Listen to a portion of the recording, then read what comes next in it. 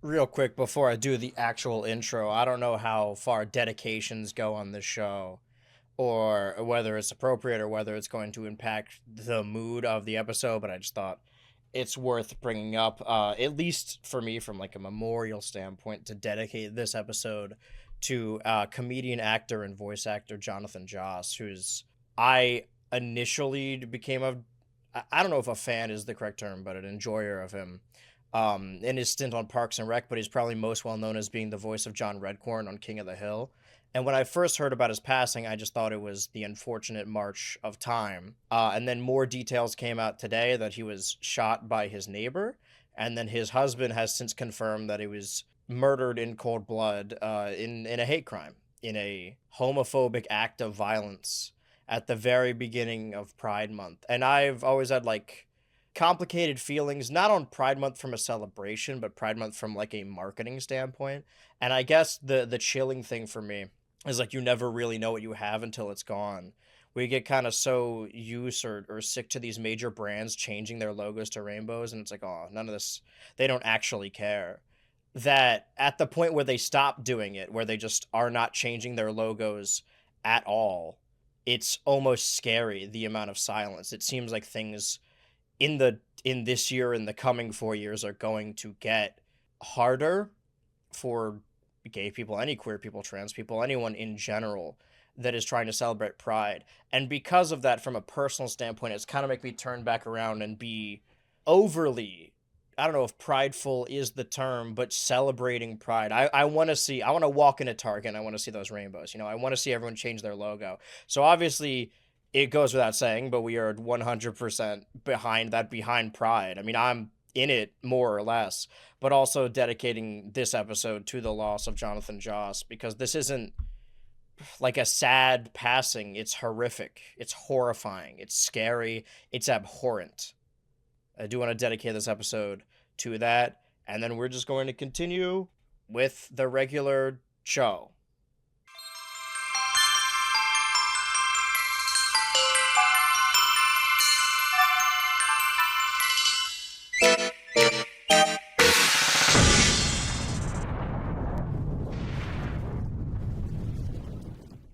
Welcome, Ultras and Switchy sisters alike, to episode 10 of the weekly episodic gaming adjacent livestream podcast show. This is Switch to Ultra, your regularly scheduled Monday show. We started the show mere days before the Nintendo Switch 2 Direct, where we were finally given a release date for the new Nintendo console that we first heard rumblings about in late 2024.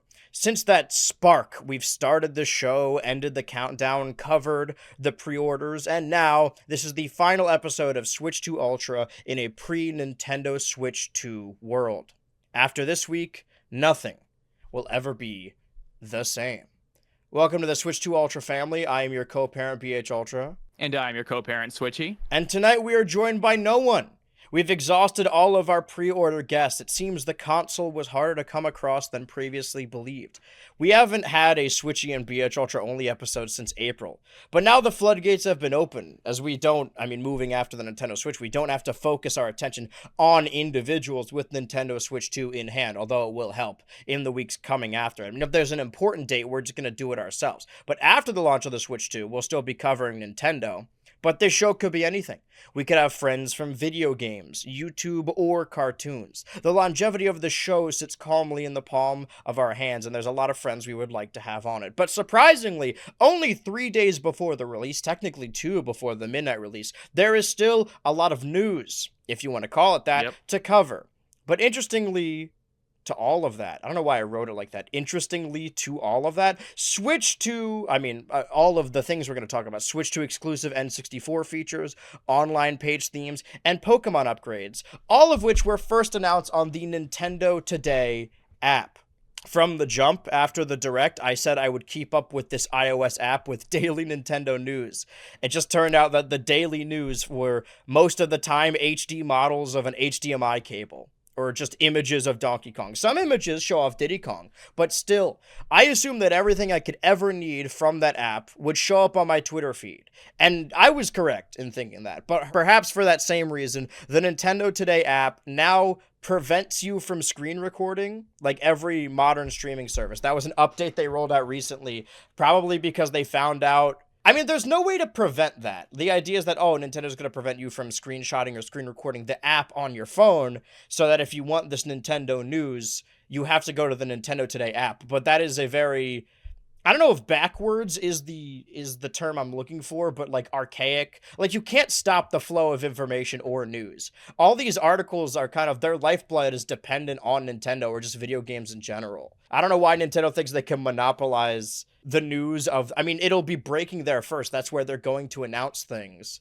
But it seems like a very silly decision. I've always disliked the prospect that you can't screen record like Netflix or something, or screenshot even Netflix or HBO Max on your phone. I understand that they don't want people like pirating their services, but nobody's going to screen record the entire 2-hour movie or 20-minute episode. They just want to share clips on Twitter, which is how shows get circulated anyway.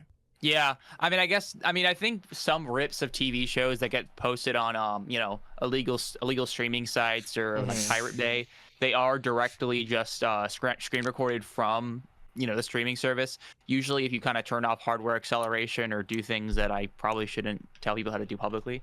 I mean, you're not condoning anything. You're just, if you pay for the streaming service. You should do it. But that's the thing. You could easily get around a screen recording by just using desktop, but like most people who want to screen record or screenshot on their phone want to make like GIFs or memes about their shows. Yeah. Well, yeah, I mean, I'm thinking to myself, there have been times I'm watching something on Netflix or whatever, and I get to a scene that I think's funny, and I want to screenshot it and to tell my friend, oh, I'm at this scene, or check this out, and then I just get a black screen, and it's just, okay, yeah, good job. You stopped me from having a conversation about your show. You stopped me from posting, oh, this is a funny moment of this show. You stopped me from giving you free publicity. Yeah. I really hope you're proud of yourself. I mean, maybe that was always like the nostalgia critic argument where it's like, oh, they're taking down my video when I'm giving them like free promotion. And you could technically argue against that like there are large subsets of people that will just watch the reviews of like movies and shows and not actually go out and watch the movies or shows. Like some people use videos like that as a replacement for that content, for that art. And I understand the reason of getting around that, but I've always like the thing that pissed me off when I was trying to make like WWE videos is my stance is if a brand wants to claim it, that's totally fine. Like at least the video is out there, but the ones that straight up block it, it's like, no, you cannot post this at all. That's always seems very strange to me. Because not only, especially when I'm talking about wrestling, and I'm not as heated as I was about this, but like wrestling is not a very popular thing. Like it's getting more popular, but having these videos where people talk about them is helping. Like there is not a marked increase on their end, but I saw a lot of people in my comments saying that they checked it out or got interested because of me, because what I talked about. And I just don't see the purpose in even like a little bit of footage, you instantly block the video. It's archaic, as you said. It used to be a lot worse, to be fair. I think nowadays there are more measures in place for YouTubers to defend themselves, but it really is just misplaced. What's the word? They overextend for basically no reason. I mean, obviously, I understand why they'd want to take off direct uploads of their show, but I would even argue that YouTube channels dedicated to just clipping parts of a TV show are probably good for the show. Maybe with some exceptions. I know some people, they'll post 6 minutes of a Family Guy episode. That's probably a bit over. But honestly, for Fox or whatever, I mean, well, this is why a lot of the channels end up just doing it themselves. But having a YouTuber, just an independent creator who just uploads, famous cutaway gags from Family Guy, if they get claimed by Fox, that's probably a net positive for Fox. They probably make money off of that. And that's why I think a lot of that stuff is allowed to stay up, all things considered, as opposed to, obviously, completely re-uploaded episodes of shows. Yeah, but also, like, I don't want to say YouTube isn't a part of it, but if their issue is, like, people just fully uploading or re-uploading episodes and movies, like, as someone who tries to keep my eyes on all social media, on all internet, because I really like the internet, I grew up on it.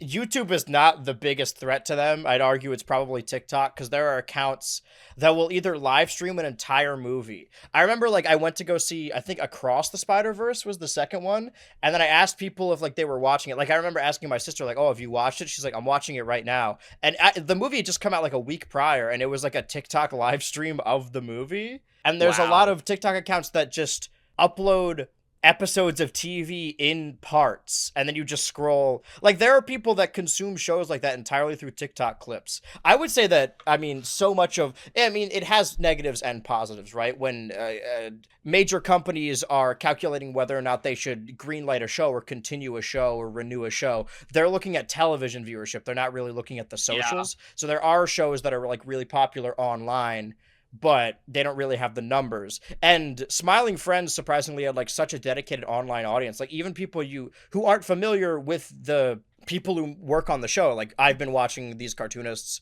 on Newgrounds YouTube my entire life, more or less. So I've always been a fan of them. But it's people who like SpongeBob and Gumball are also fans of Smiling Friends. But I'd argue they may have not even seen the actual show on streaming or TV. They just watch it in its entirety through TikTok clips. Wow, really? Mm-hmm. That's kind of the modern version of the watching anime in 3 parts on YouTube. Yeah. Well, I've That's how always I said watched Total that Drama World Tour. there's a lot of one of those channels is still up. There's a lot of people, maybe like YouTube purists, who really hate TikTok or anything new. And I always prefer YouTube, even like to something like Twitch, which we're streaming on now. No hard feelings. I just, like, YouTube's always been my home. That it's interesting how vehemently against it they are when TikTok keeps accidentally recreating a lot of early YouTube stuff, because TikTok is replicating the feeling of early YouTube. Like, you can just, because early YouTube, you would just have a camera in your room and you just film whatever you're thinking. There are produced sketches and music videos and stand-up routines and even short films on TikTok, but most of the videos that go viral or are popular are just somebody filming with their phone. Whereas YouTube, it's more produced content. And TikTok has features built in, like the duet feature, where you could make a video response to someone else's post, which used to be a YouTube feature. Basically, all the old YouTube features, even like DMs, exist on TikTok. So much so that I noticed this. I wonder if there's a certain level of, maybe I'm overhyping it, but like the study of anthropology, but through the internet, like how internet ecosystems react and change. I feel like we've talked about this before because I think it's really interesting. And a couple of years back, people were remixing songs to make them like say other things. And then those same people who were making song remixes started remixing episodes. Like, they accidentally reinvented sentence mixing in YouTube poops without even knowing what that was. The culture evolves in the same way. Andrew, do you remember YouTube groups? Like the groups, like you could have like clubs on YouTube. I don't So remember that. This is like 2009 shit. Okay, like MySpace. I remember, yeah, I remember you could just make groups and they just got rid of it.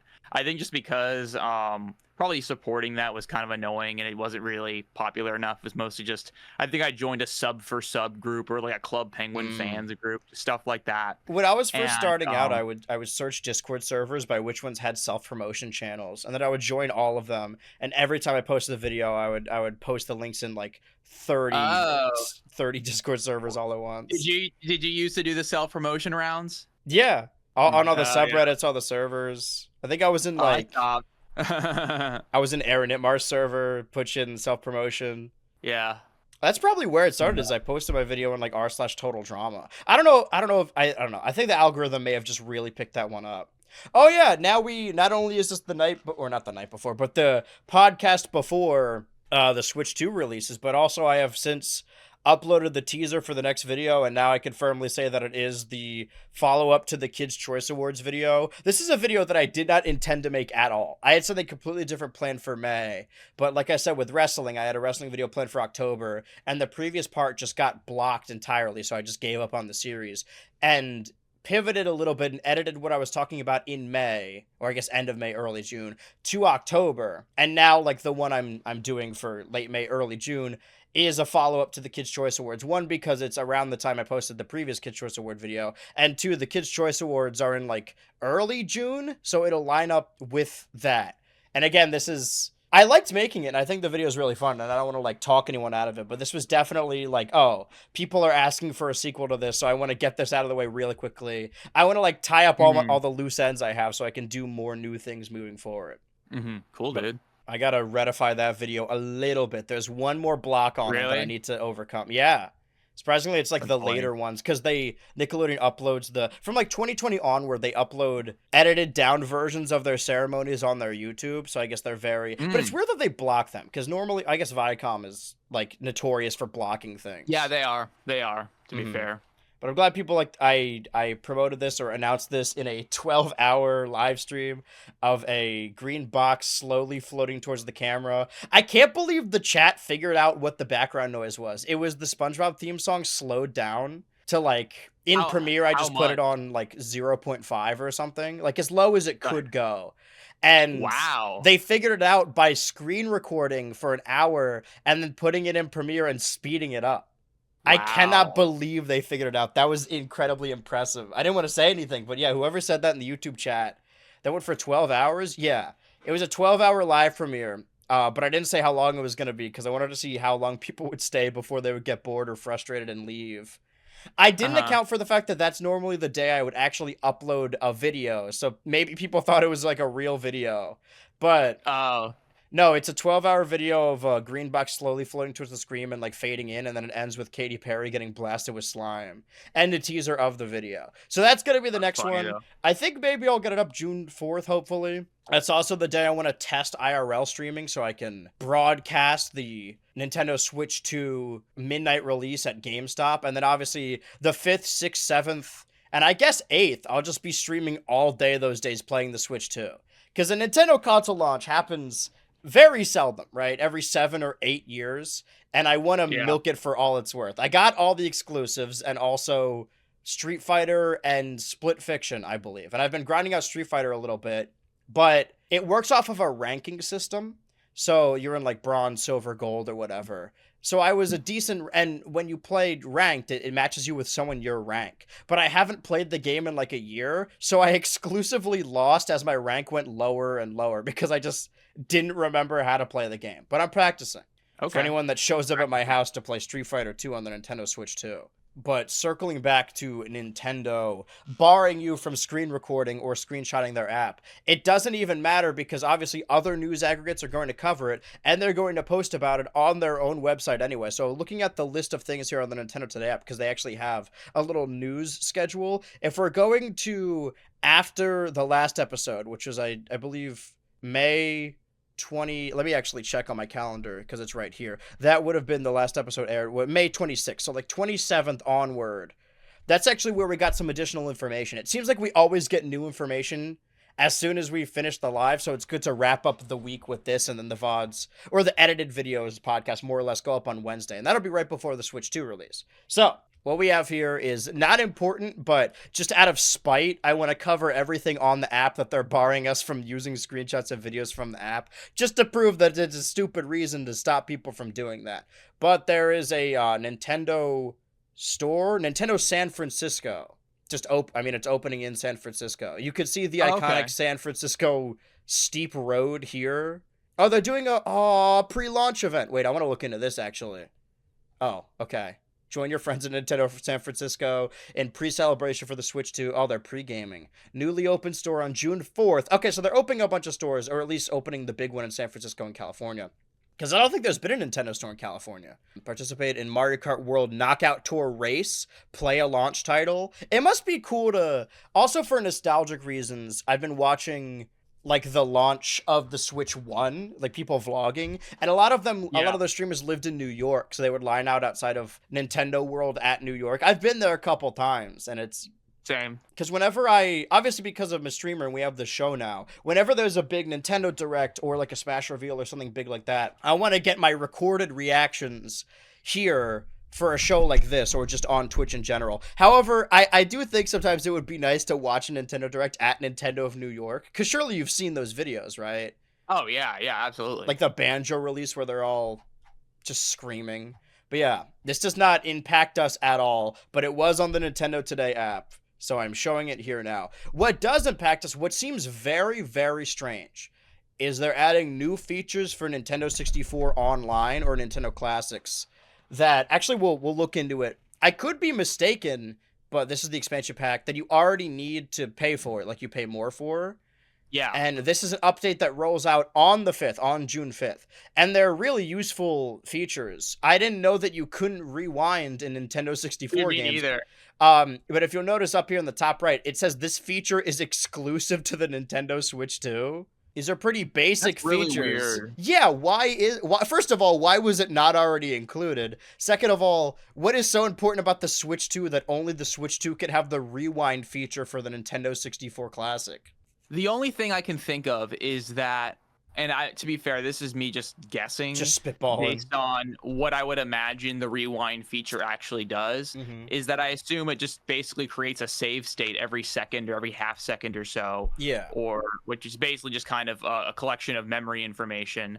And if, I guess, for higher end consoles like the Nintendo 64, there's a lot more information to store theoretically, but even then, I don't think it'd be that much more. And honestly, my whole question that it's based on memory or some sort of like ability, like processing power thing, is kind of put into question, because why the fuck is the CRT filter right? So we can get into that as well. That there is an additional feature also exclusive to the Nintendo Switch 2, putting a CRT filter to make the game, make the N64 games not look like shit. By the way, I doubt that Kirby looks like this in the N64 emulation anyway. He probably looks way more angular. This looks way better than it's maybe supposed to. Or maybe I haven't played enough Crystal Charge. Oh, but you can change the controls, and that you could do that on the Switch one.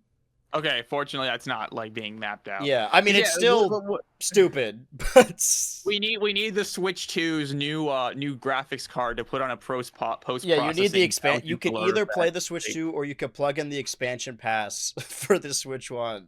Why is it like it was bumpy like that? But yeah, this was something that was revealed on the Nintendo Today app, but also posted on their YouTube. It's strange. I mean, I'm not complaining because I have a Switch 2. There are features that I didn't even know it didn't have, so I guess it didn't affect me prior to this anyway. Like, if I'm playing an N64 game, I'm just going to play it on the N64. And I don't... Really? Yeah. I like using original hardware. I was talking about Banjo-Kazooie with one of my patrons, I think, last night. I'm part of the problem. When it comes to like Banjo-Kazooie 1, I played it on the N64. And if I want to play through the Rareware platformer games, like, and then the next one's Donkey Kong 64, I would play on the N64. But I think if I played Banjo-Tooie, I would play it. I think to get I would play it on the 360 because it has additional, like, it has stop and swap. It has additional features. I don't mind remakes. I just like playing on original hardware. One benefit of playing Banjo-Kazooie on the 360 is that when you die, you don't lose all the music notes. I'm pretty sure. And that's not usually a problem in most levels, because most level, I mean, it's not really a game that you're supposed to die that often, except for Rusty Bucket. Is it Rusty Bucket Bay? It's the one where there's like one level where you're going under a ship and there's like a bunch of gears you have to jump. Are you talking about Banjo 1 or Banjo 2? Banjo 1. Banjo 1 was so fucking frustrating. Yeah, you have to collect 100 notes, but if you die, your counter starts at 0 again. So you have to do the level. Yeah, because I think they didn't want to. I think it was just too much to keep track of every single individual note, whether you've gotten it or not. It's weird how, like, I don't know, ahead of its time, or like maybe I just underestimate the N64. But if you're in a Banjo-Kazooie level and you kill an enemy, it doesn't respawn until you leave the level. Like, it actually remembers. And also, if it drops an item, like it drops a little health item or like a note on the ground, I'd say a health item, because in any other game those would despawn. It stays there. Like, the items don't despawn in Banjo-Kazooie. I never really thought about that, but you're probably right. Actually, it's interesting. This is kind of a loss, to be honest. In Banjo-Tooie, you don't have individual music notes. You collect them in groups of 5, which is basically just done, I think, so it's easier to store or keep track of which ones you've actually picked up. You don't have to keep like a variable or an array for every single individual, like 100 individual music notes on whether or not they've been obtained or not. But I don't know. That kind of also ruins the fun, because you're not like collecting as many things and hearing as many fun sound effects, which is kind of part of the fun. I've heard people. I mean, it sounds like even dedicated Banjo fans, they only like the first one. Because from what I've heard of Banjo-Tooie, I've heard like people who are really obsessed with the series, like, oh, it's abysmal, but it looks more or less. Like, probably worse, but kind of the same. It's too big for its britches, I think, if I'm using that term right. there's too much to do, I think, and everything takes a little bit longer. For example, it's the kind of it's an N64 game where, oh, now you can play as Mumbo Jumbo. That's cool. Oh, but now there's this part of the level that what you have to do, you find it as Banjo and Kazooie. Now you have to walk all the way to Mumbo Jumbo's, like little lair hut thing. And Yeah. then you need to turn into him. Then you need to walk all the way back. And then you need to unlock something. And it's like a 1 minute long animation. And then you walk back and turn back into Banjo and Kazooie. That And the same thing is also the case with the fact that you can split between Banjo and Kazooie. I think everything there's a lot of features, but honestly, they just kind of make the game a little bit more sluggish to play. There's just more kind of busy work, I think. that problem is Um, infinitely worse in DK64. yeah, Maybe that's what I was I'll play a thinking little about. bit more of that before Bonanza to really compare and contrast, but I've played a decent amount of DK64. I've never beaten it or 100%ed it, but like if I play it, I'm gonna 100% it. But it's so annoying to do because to get certain collectibles you need to switch to a different character and you have to go back to a, like, if you could switch on the fly, that's one thing. If any game should need a remake, it would be that one because there's a lot of quality Yeah. of life changes. That's another Rareware game. I mean, we could play Yuka Replay when it launches on the Switch 2. That was the first thing we saw of a Switch 2, is they knew that it was coming out for a new Nintendo console, but it wasn't announced yet, so they just put the Nintendo with the little eyes on it, the Yuka eyes. I've never played Yuka lately. I guess it has been Yeah. nearly 10 years since it came out. Which is crazy to think about, but I guess it makes sense, when Yeah. you think, if you apply basic arithmetic, if you Mhm. think about 2026 minus 2016 or whatever. I heard that the 2D ukulele game is better. I haven't played either of them, but if I really want to get through this Rareware, well, I got to play them in release order. So DK64 and then 2E and then Conquer and then Nuts and Bolts. I guess we're doing the collectathons. Played a little bit of Grab by the Ghoulies, and I don't think that's fun either. It has the same Yeah, you're problem not as you're gonna have to play like 120 hours worth of games before it starts being fun, basically. right. I gotta play all of the Rareware games, actually, not just the platformers. But additional information on the Nintendo Today app, something I haven't been keeping up with is we talk about Metroid Prime, and we're gonna say a lot about Pokemon later in this, and DK Bonanza, and even like Switch 2 Welcome Tour, and obviously Mario Kart World. Or, yeah, I was about to say, like, Deluxe or something. I'm so used to saying Deluxe at the end of a Mario Kart title. I gotta get used to Mario Kart having a shorter title now. That it seems Mario Kart World saying that every just doesn't day or feel... every other day they've been posting little tutorials about Dragon Drive or Drag X Drive, and I was looking for where they were, and they weren't on the official Nintendo YouTube channel, but they are all uploaded by Meme Lord Asterisk. So shout out this person has 119K. Okay, I didn't even notice that. Yeah, so we have all the tutorials we could ever want to see I don't know if this about sounds Dragon mean, Drive. but that when I first saw that, I thought it said 119 because that looks like the kind of channel that has 100. That's what I was saying. I was shocked by this. I thought we were gonna give this dude a shout out, but no. This the dwarfs first thing me, you I have, think. the first thing you have, he should give us a shout out. Yeah, frankly. hey man, we're giving you we're stealing your content. It's self-promotion. Technically, these are re-uploads, but these are tutorials in Drag X Drive. I assume. Oh wait, are they? Yeah, these are, I believe, videos taken from the Nintendo Today app. Let's see. The one that was uploaded on the 27th is driving and turning. Is that what this is, or how was Drag X Drive? Hold on. Okay, so no, this was just, I presume Meme Lord talking about it, or maybe not, but these are the tutorials. Yeah, driving and turning was the one they posted to the app on the 27th. So let's see how you drive and turn in this game. 37K videos, holy shit. I promise you, they're not all Drag X Drive videos. That's why I had to search by the category. I feel like when I saw this game in the direct, it made it look like it would be annoying to play. Maybe once it's in your hands, Same. it'll feel better, but like the idea of constantly shaking the Joy-Cons to move. I hope it's like ARMS and you have an option to just use the controller, but maybe that's kind of goes against the idea of this being, I don't know, not a tech demo. I feel like this is closer to the ARMS of this console because, ARMS also came out with 1-2 Switch. 1-2 Switch was more of a direct tech demo, whereas this feels like an actual game. A game without characters, but a game nevertheless. Game without characters. No character, no aura. When is it coming out? Is this a launch title? I think this is a July release, right? Okay. Or maybe, no, it just is like summer 25, because DK Bonanza is a July release. I don't think we have a release date for this game, but we're currently in summer 2025, and we're getting a lot of information on the Today app. Not information about the world or the characters or anything. I mean, I normally prefer gameplay, substance over function, but I don't know. It looks like, unless you're playing on a table, it looks kind of annoying. Maybe when it's in my hands, it'll be different, but Yeah, shout I out mean, Meme honestly, Lord for re-uploading all these. I don't foresee myself really having a good time playing I mean, if this. it's like $5, sure, but I fear it just it doesn't really have I think the, it's gonna be like $50. yeah, it doesn't have the Nintendo charm. It just feels like basketball, you know? Yeah. Which is fine. I mean, it's fun conceptually. I just wish it was, maybe I'm baby brained, but more, maybe not more colorful literally, but just more anything. These tutorials are very short, by the way. But that's everything we could ever know about Drag X Drive. Thank you, Meme Lord Asterisk. We don't know what the asterisk means, but I imagine if we keep checking back here, we'll find out. And then the rest of the news is where we get all of our news, which is from twitter.com. There's additional information videos like this they've been posting about Mario Kart World, but honestly, I'm going to play Mario Kart World in 3 days, so I'd rather not know anything about it, really. Like, if a game's coming out soon, I like not knowing anything.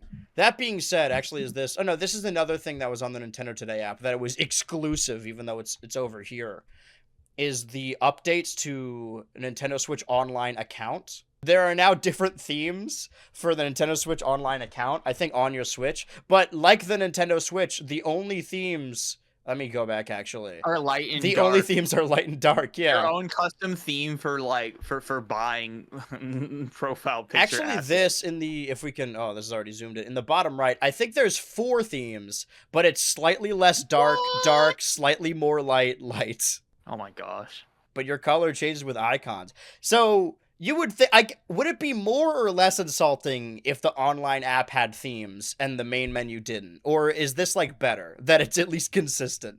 What would you think? I think it's lose-lose. This is just dumb, Yeah. to be honest. Well, but I think, honestly, I appreciate that there's going to be a dark theme for this. So if I want to, access the account, online account stuff at night, it's not as much of a strain on the eyes, but it's just kind of...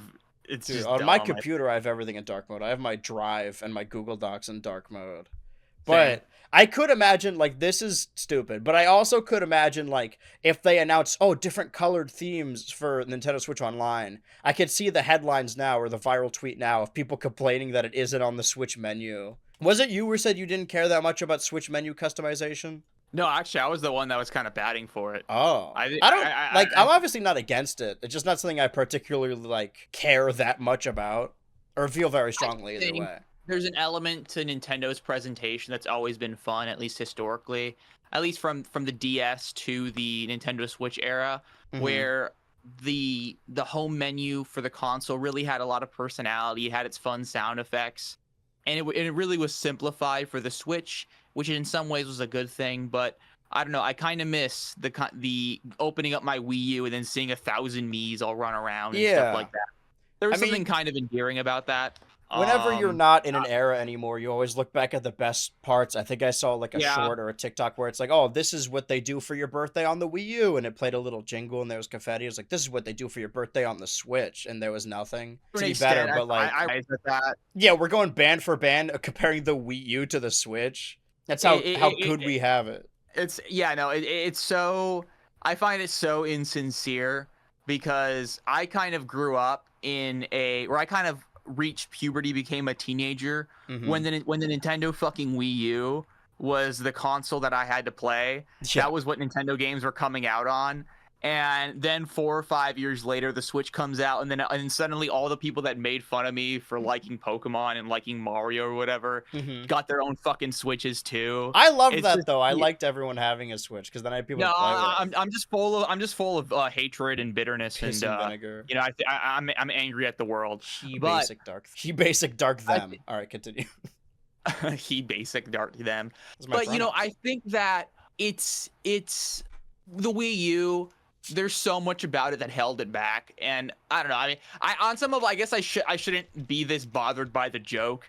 I've heard people make the joke is that, oh man, why get Mario Kart World when you get Mario Kart 8 on the Wii U for like $20? And it's like, yeah, if you want to play Mario Kart 8. If you want to play Mario Kart 8, I mean, sure. I mean, this happens with everything, where I don't know if it's a grass is always greener situation, but when things get, like, worse or arguably worse, people look back and reminisce about stuff that actually wasn't that good, but they're like, oh, this is better. And oh man, if only... I think when It's happening now because there's a little bit of Marvel fatigue, and also the Fantastic Four movie in 2015 was really bad. But I've seen so many people being like, "Oh man, this Mr. Fantastic had aura," and it's Fantastic Four 2005, and it's like, listen, I know we watched this as kids, but I thought the understanding was that this was not a good movie. Why do we all shift on this? I think honestly, when No Way Home by the Spider-Man No Way Home came out, suddenly people were really gassing up the Amazing Spider-Man. The Amazing Spider-Man. Yeah. It's like, guys, let's Yeah. call a spade. Like a spade, I'm all you on know? board with him having a proper story, like giving Andrew Garfield's Yeah. character closure, because Andrew Garfield is a good actor, but that doesn't mean that Sony is good at making live action Spider-Man film. I think we could be better off without them. Mhm. You know what I mean? It's been happening And- lately because there was a Doctor Who showrunner that used to run the show in the early 2000s. And then I'm going to explain this as basic as I can. He passed the torch or handed it over to a new showrunner who was the same guy who show ran Sherlock. And then he left the show and passed it on to a different writer who had the first female Doctor, which is an exciting premise, but he really biffed it with just having boring episodes. And then in the Disney era, the showrunner from the 2000s came back. But there was a recent decision in the new episode of Doctor Who that made people nostalgic for the second guy, the Sherlock guy. And I want to go on record saying I feel vindicated because I always liked that guy's era of Doctor Who. But I remember when that era was happening and like H Bomber Guy made a video about how Doctor Who is bad and here's why because of that showrunner. I feel vindicated. But it's interesting to see like as soon as this person is like, oh, this is bad now, remember this thing, and the thing they're remembering is like ever so slightly less bad. Yeah, I it's funny because I think my first experience with that ever was Club Penguin, because it seems that everyone told me that Club Penguin went to shit when they turned 12 years old. Yeah. If they were born in 1997, Club Penguin went to shit in 2009. Mhm. They were born in 2004, Club Penguin went to shit in 2016. And I think it's not that Club Penguin really got that shitty. I think it's just you kind of got a little old. Yeah. And you kind of got a little bit cynical. You kind of were becoming a teenager. Mhm. I don't think it has much to do, because I think for me, I think my favorite period of Club Penguin was the action script 2 days, which is basically a term for the art style and the visual overhauls the game had. I think my favorite era for the game was 2008 to 2009, and I think I really got sick of it when they did the whole huge visual overhaul at the end of 2012, which is about when I was kind of hitting that age. So that seems to just be people, they really like things when they're kids, and then they kind of grow up, things change, and then suddenly the thing that they liked when they were a kid in their mind was just way better. It's rose tinted glasses. I mean, we've talked about it before. Mhm. I guess I get bothered by it because I think sometimes people just, I saw a tweet a couple weeks ago where someone said, oh yeah, the people born from 1997 and 2004 really had the best of both worlds because they had analog, they had VHS tapes, but they still got iPhones or whatever. It's like, dude, shut up, dude. Yeah. I'm sorry. And it's funny, the top comment was like, I was born in 2005. I feel like I'm included in this. And then the person who made the tweet was like, yeah, you too, probably. And it's just, I don't know. It's people drawing like really annoying lines in the sand to just kind of say, oh, my childhood was better than yours. And it's always seemed just like insecurity about growing up to me. And I just think, I saw it. we all, I mean, we all catch ourselves feel when we're that. acting like that. Yeah, I saw a TikTok that was like, oh, my top 10 films of a kid who was born in 2008. And I was like, oh, man. Kids shouldn't be born then. They got to stop making kids. He's almost like an adult now. It's crazy. Yeah, they're 17. Mm-hmm. But it happens. I mean, it happens with a lot of things. There was an example I was just thinking of that I don't even remember, of just the ways shift change, or you grow up. I guess it happens with like channels like Game Grumps or even like Smosh, where they're like, Smosh has kind of found a new audience in millennials around their age anyway with their new content. But something like Game Grumps, where it's like, this is when it got bad. Like, this is the moment it stopped. And like, I kind of have an opinion on that as well. Like, the moment I think I stopped enjoying it, and it was a purposeful decision that caused that. But also, like, you also just grew out of it, probably. Yeah. Grew out of the idea of just watching two people play an unedited rip of a game for nearly 20 minutes every day. Like, that's something you can really keep up with once you grow out of it. That's something you do like at school. You're like, oh, time to watch my daily episode. And I do see the appeal and comfort of having something daily to come back to, but I don't know if there's an innate cultural issue. I think, you know, you just grow out of it. Just let kids watch it Yeah, or no, something. I don't think they got. It's like a lot of the time it's not that they're getting like significantly worse. You know, your just daily needs and daily routine is changing, and you can't find the time for them anymore. Yeah. I think that's a big part of it, and that's not necessarily a bad thing. I think it's just I don't know. I wish people would be a little bit more aware of that instead of just They just fell mouthing off. off about stuff. Yeah. Oh, they fell off, dude. I Like, do think there is something to say about stagnation, but that's the show works. yeah. I pride myself on subscribing to channels. Like, I view it as like following on any other social media. Like, if I'm subscribing, it means I'm interested in what they're doing, or it's like a mark of support. I shouldn't say that, just in case I'm like subscribing to someone that turns out to be a dickhead or something, or I'm just keeping tabs on them.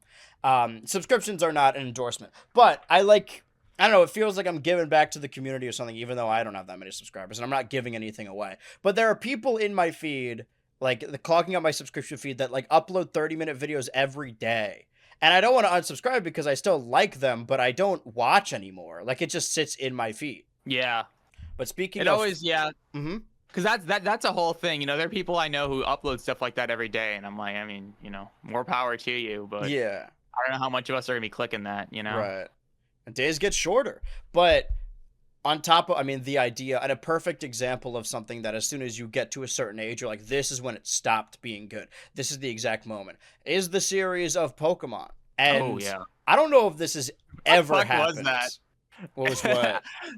Well, no, I'm not saying. It's like, why are they announcing this 7 weeks in advance? You know what I mean? It's because this has happened before. Maybe not in July, but they've had Pokemon Presents in June, around when Nintendo has a Direct. Pokemon structures as a different company, as a separate entity from Nintendo. So you could look at this and say, like, oh, there's not going to be a Nintendo Direct because they said this. Granted, Nintendo is going to be at the Summer Games Fest, which is the days following the Nintendo Switch release. So I don't think they're going to have a Direct, but I think they'll have an E3-esque presence at the Summer Games Fest, which is basically like new E3 anyway. Yeah, so I think there will be information.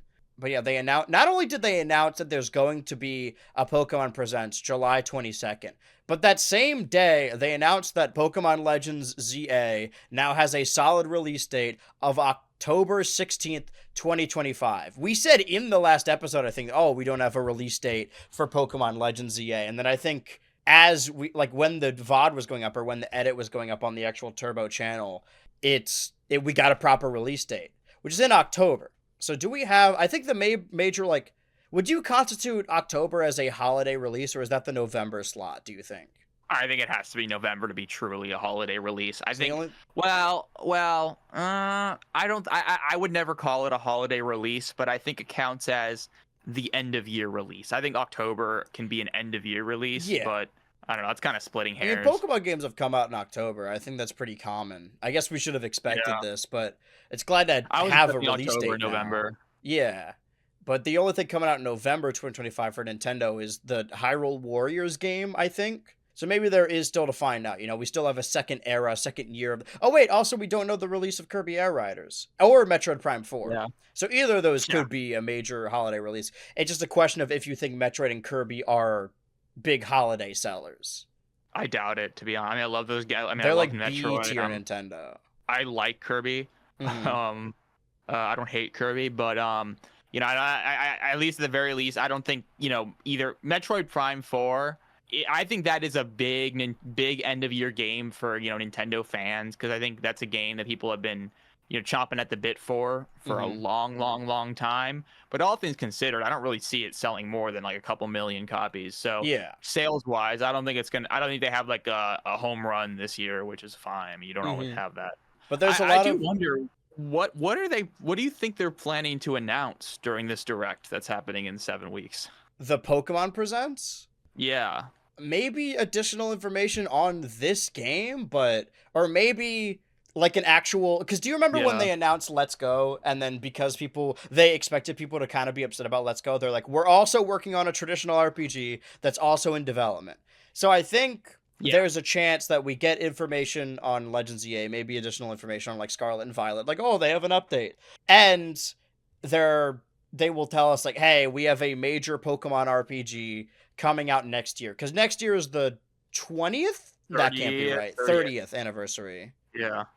Of Pokemon, I could definitely see that being the case. And the 20th was Generation 7, Sun and Moon. And it's been, I guess now, it will have been 4 years in 2026, and normally generations last about 3, since Generation 9, Scarlet and Violet. So I wouldn't doubt if they like pushed everything back to have Gen 10 not only be Generation 10, Pokemon Anniversary, but also the first major Pokemon generation on a new console, on a powerful console, or at least comparable, on the Switch. I think that could be a big announcement, but that seems like something they would announce in February, because they always do something big for Pokemon Day. I mean, we still don't know anything about Pokemon Champions, but this really caught me off guard. I legitimately forgot they even announced this until I looked through my bookmarks.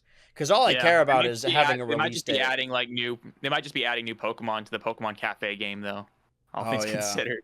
Pokemon Home update. I hope they fix Spinda. I wonder what the release, well, I guess the information drip feeding is going to be like for this game, because they've kind of gone back and forth with how they want to do it. I think most people believe, including me, that there's going to be a lot of new Mega Evolutions this game. I don't even know. They might have confirmed that. I think pretty much everyone's expecting that. Mm-hmm. So I wonder how much they're going to let us know about that.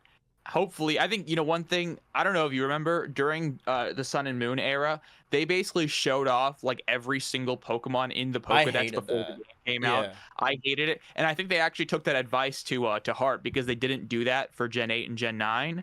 And I like that, because I think, yes. Because base Gen 8, they only showed off some Pokemon, so people obviously were expecting more, and they got more. But I remember when they announced the DLC, and they showed off the Reggies, the Bird Trio, and the new Slowpoke line. And people were like, oh, this is just a tease. The rest of the new forms are going to be in the DLC. Yeah, they showed us all of it. And I remember going into it expecting new forms. Because Clara had a bow in her hair that looked like Dustox, but was off color a little bit. So people thought it was hinting at a regional Dustox, and they're like, oh, and then the sword rival, Alistair, maybe, would have a regional Beautyfly. I remember that theory being really popular. And I love Dustox and also Wurmple, but it didn't amount to anything. It didn't happen. Yeah. You want to know a somewhat unpopular opinion of mine? I'm just going to say it out loud. I fucking hate Regieleki and Regidrago. I just don't like them at all. Interesting. From like a design standpoint, or from a design standpoint. Well, I would also argue, I don't know if I really like Regieleki. I think, well, okay. So my beef with Regieleki, first thing, I wish I like Deoxys speed being the fastest Pokemon. I wish he was the fastest Pokemon forever, but Regieleki's faster. That's not actually a big deal. But Regirock, Registeel, and Regice, their types are things you build with. You can build with rocks or stones. It's masonry. Masonry is a whole thing. You build with metal and steel. Ice is a little bit more. You don't build things with ice other than igloos, I guess. But even then, it's not it's a different kind of thing. But these are materials. These are materials that we kind of think about. We don't build shit out of dragons. You know what I mean? I guess we don't build physical things out of electricity. I like the Golem Pokemon being made of things that are actual things, if that makes sense. And that's my beef with it. That's fair. To be honest, I have beef with the other. Well, no, because things actually, I love Regigigas. I think I love it so much. I've loved it since I was a kid. Something about the Regis, to me, I've always loved the mystery about them. I've loved how honestly obtuse and annoying it is to kind of get them in Ruby and Sapphire. Mm-hmm. To be fair, I never played the Sword and Shield DLC, so it's not like I experienced getting Regieleki and Regidrago in the game. But honestly, I assume it wasn't super difficult. I think it was like a light puzzle, if I remember correctly. Okay, so maybe it wasn't. Maybe it was all right, but I always loved them. Like, just the design of Regigigas. I loved it in the movies, and I just think that there's a cool identity there that on some level I'm not against them adding to it, maybe adding another Reggie, but Dragon and Ice I just don't see. I just don't like that. I wish it was stuff. I don't know. That's basically it. That's fair beef. And honestly, like, I don't know what it is. Maybe it's the lack of new forms, or maybe just the lack of information. But I feel like, or maybe the abundance of information for other games, but I just don't feel that excited for Legends ZA. And it might just be also because I played Legends Arceus recently as the final installment of the Nintendo Switch Kick the Bucket Countdown. And just playing it for like an hour, I'm like, oh my god, I love this game. I forgot how much I like this. And I think Yeah. what I don't like about ZA is how different it is from Legends Arceus. And there probably is this a trailer? Probably one we've already seen of additional information. But the only reason I want to show this promo image specifically is because this went out the same day that, or the edited video, the same day that we talked about, one, not having a release date for the game, which we now do, and two, I talked about like, oh, there's not a lot of older Pokemon characters that show up in these games. But you could see here, if you computer enhance this image, this looks to be an aged up Emma from Pokemon X and Y. Okay.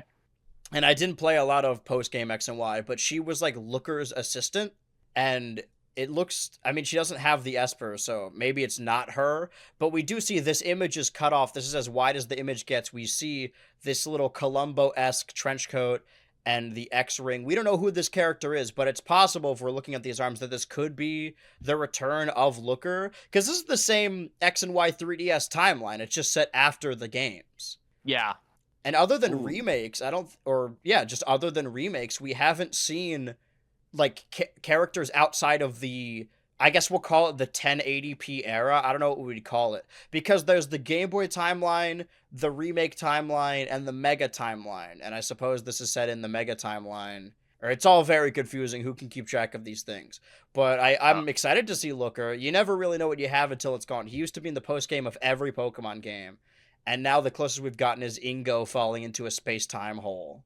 The fuck was that, honestly? I mean, I'm not against it. I'm not against Ingo going through a space-time hole, but that was just weird. Also, I saw people... Can I open this image? Yeah, open image in a new tab. That might be easier. I saw people looking up at this roof, and they're like, oh my god, is this a UFO? What is this? This is Mega Steelix. This is obviously Mega Steelix. Yeah.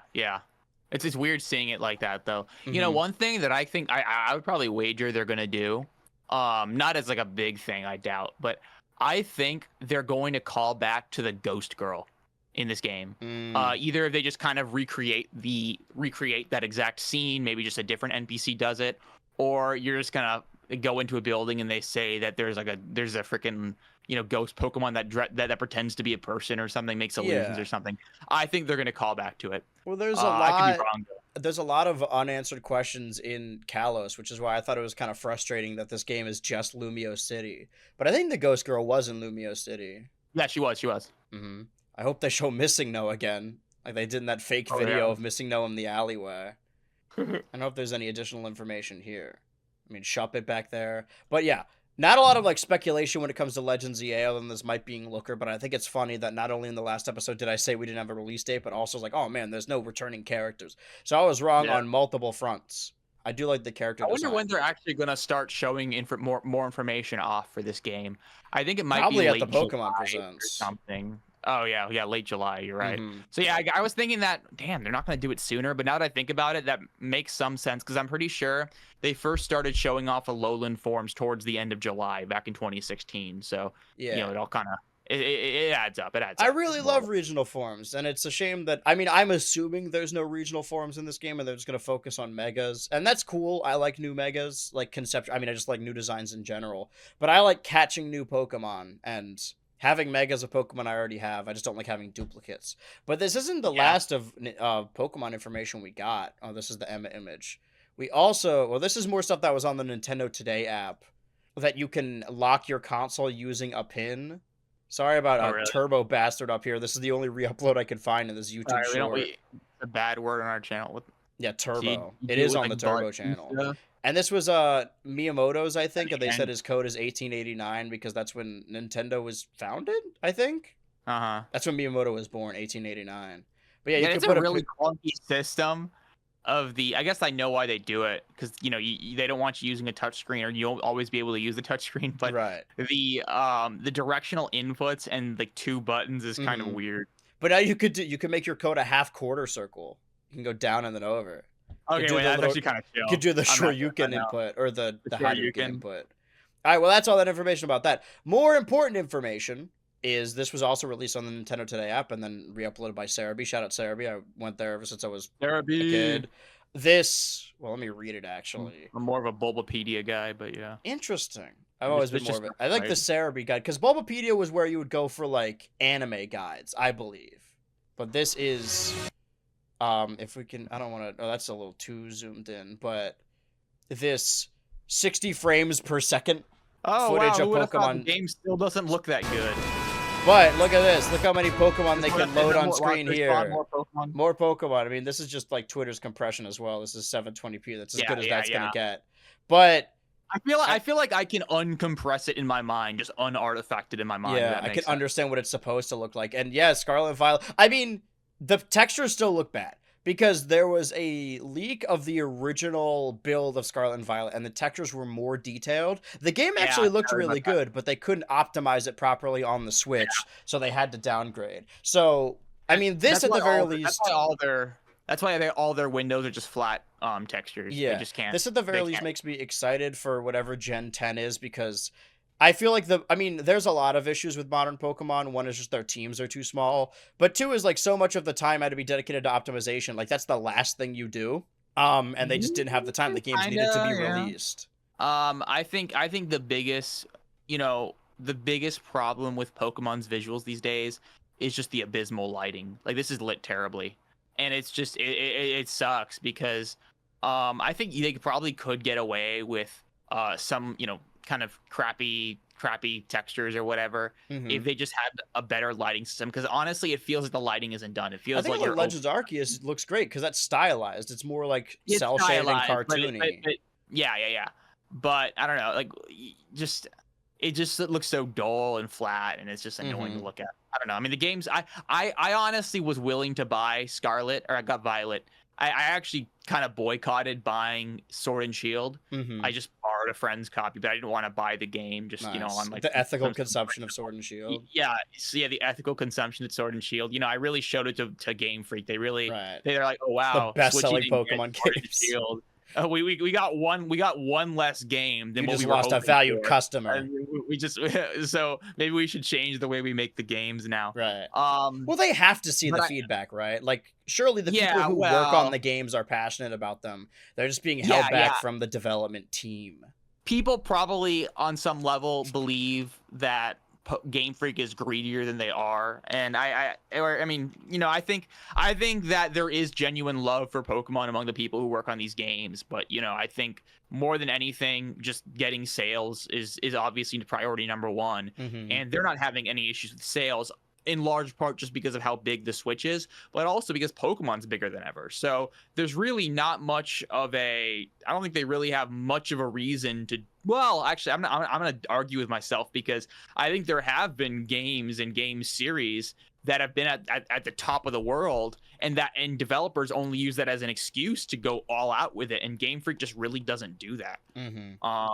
And there's probably internal just politics. Sorry, that's my phone, not yours. That's there's me probably texting some you. internal Don't say anything bad about Pokemon. Yeah, the Chinese government says to not say anything bad about Pokemon. Oh, right. I forgot. The only podcast sponsored by China, of course, exclusively. There probably are some internal logistics that kind of leave these games behind because Pokemon obviously is a juggernaut. It is funny how the internal money of Game Freak and where the money goes is such a hot topic of debate among fans because it's a talking point now. But these games are definitely the resources that could be put into them aren't put into them, I think. Yeah. It seems weirdly that they were like caught with their pants down, caught off guard when it comes to the recent the second coming of Pokemania in Pokemon Go, and also just the release of the Switch in general. It feels like they were always a year or two behind everything. I mean, Ultra Sun and Moon came out 2017, so I guess it's not that far behind. Yeah. I mean, we can assume that, and I do assume that Legends Arceus was probably meant to come out closer to Diamond Shining Pearl, like at the end of 2022, or I guess the end of 2021, instead of the beginning of 22, because the end of 22 was Scarlet and Violet.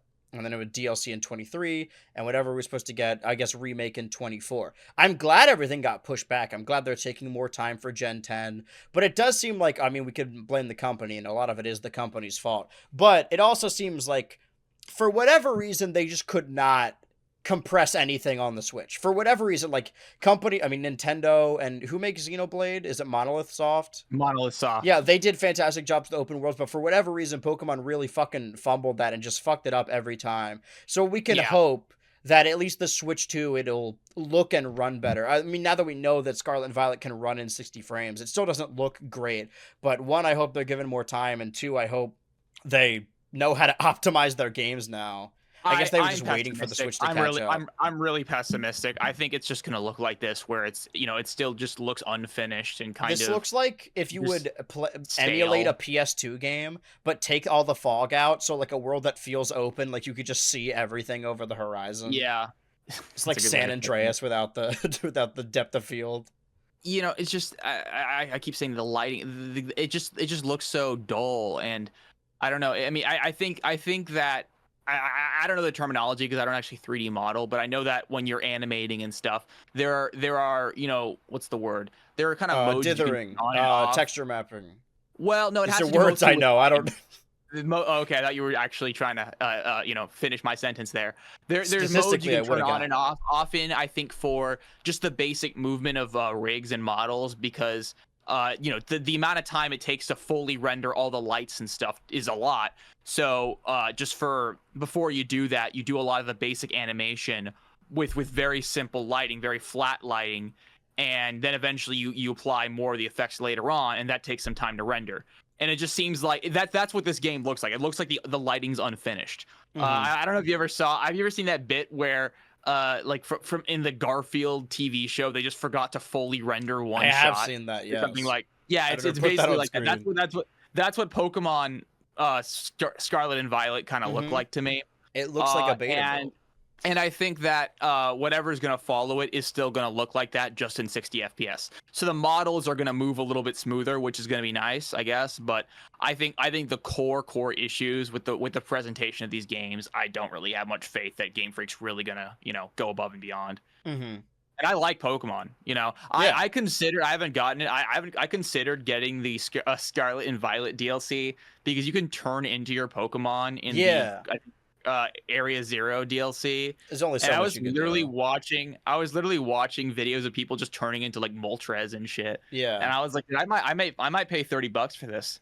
That might be worth. I think it's $40 though. I think I don't remember how it works, but if I want to finish my living decks, I already have Violet, so I gotta get Miraidon. I gotta beat the game just so I can get the legendary, the box legendary. Mm-hmm. But also, I think there's like one of those Paradox legendary beasts that's exclusive. And I don't know if I have to get the DLC again for that. Because I remember, dude, I got the DLC 3 times in Sword and Shield, so I can get both Urshifu and Cubfu.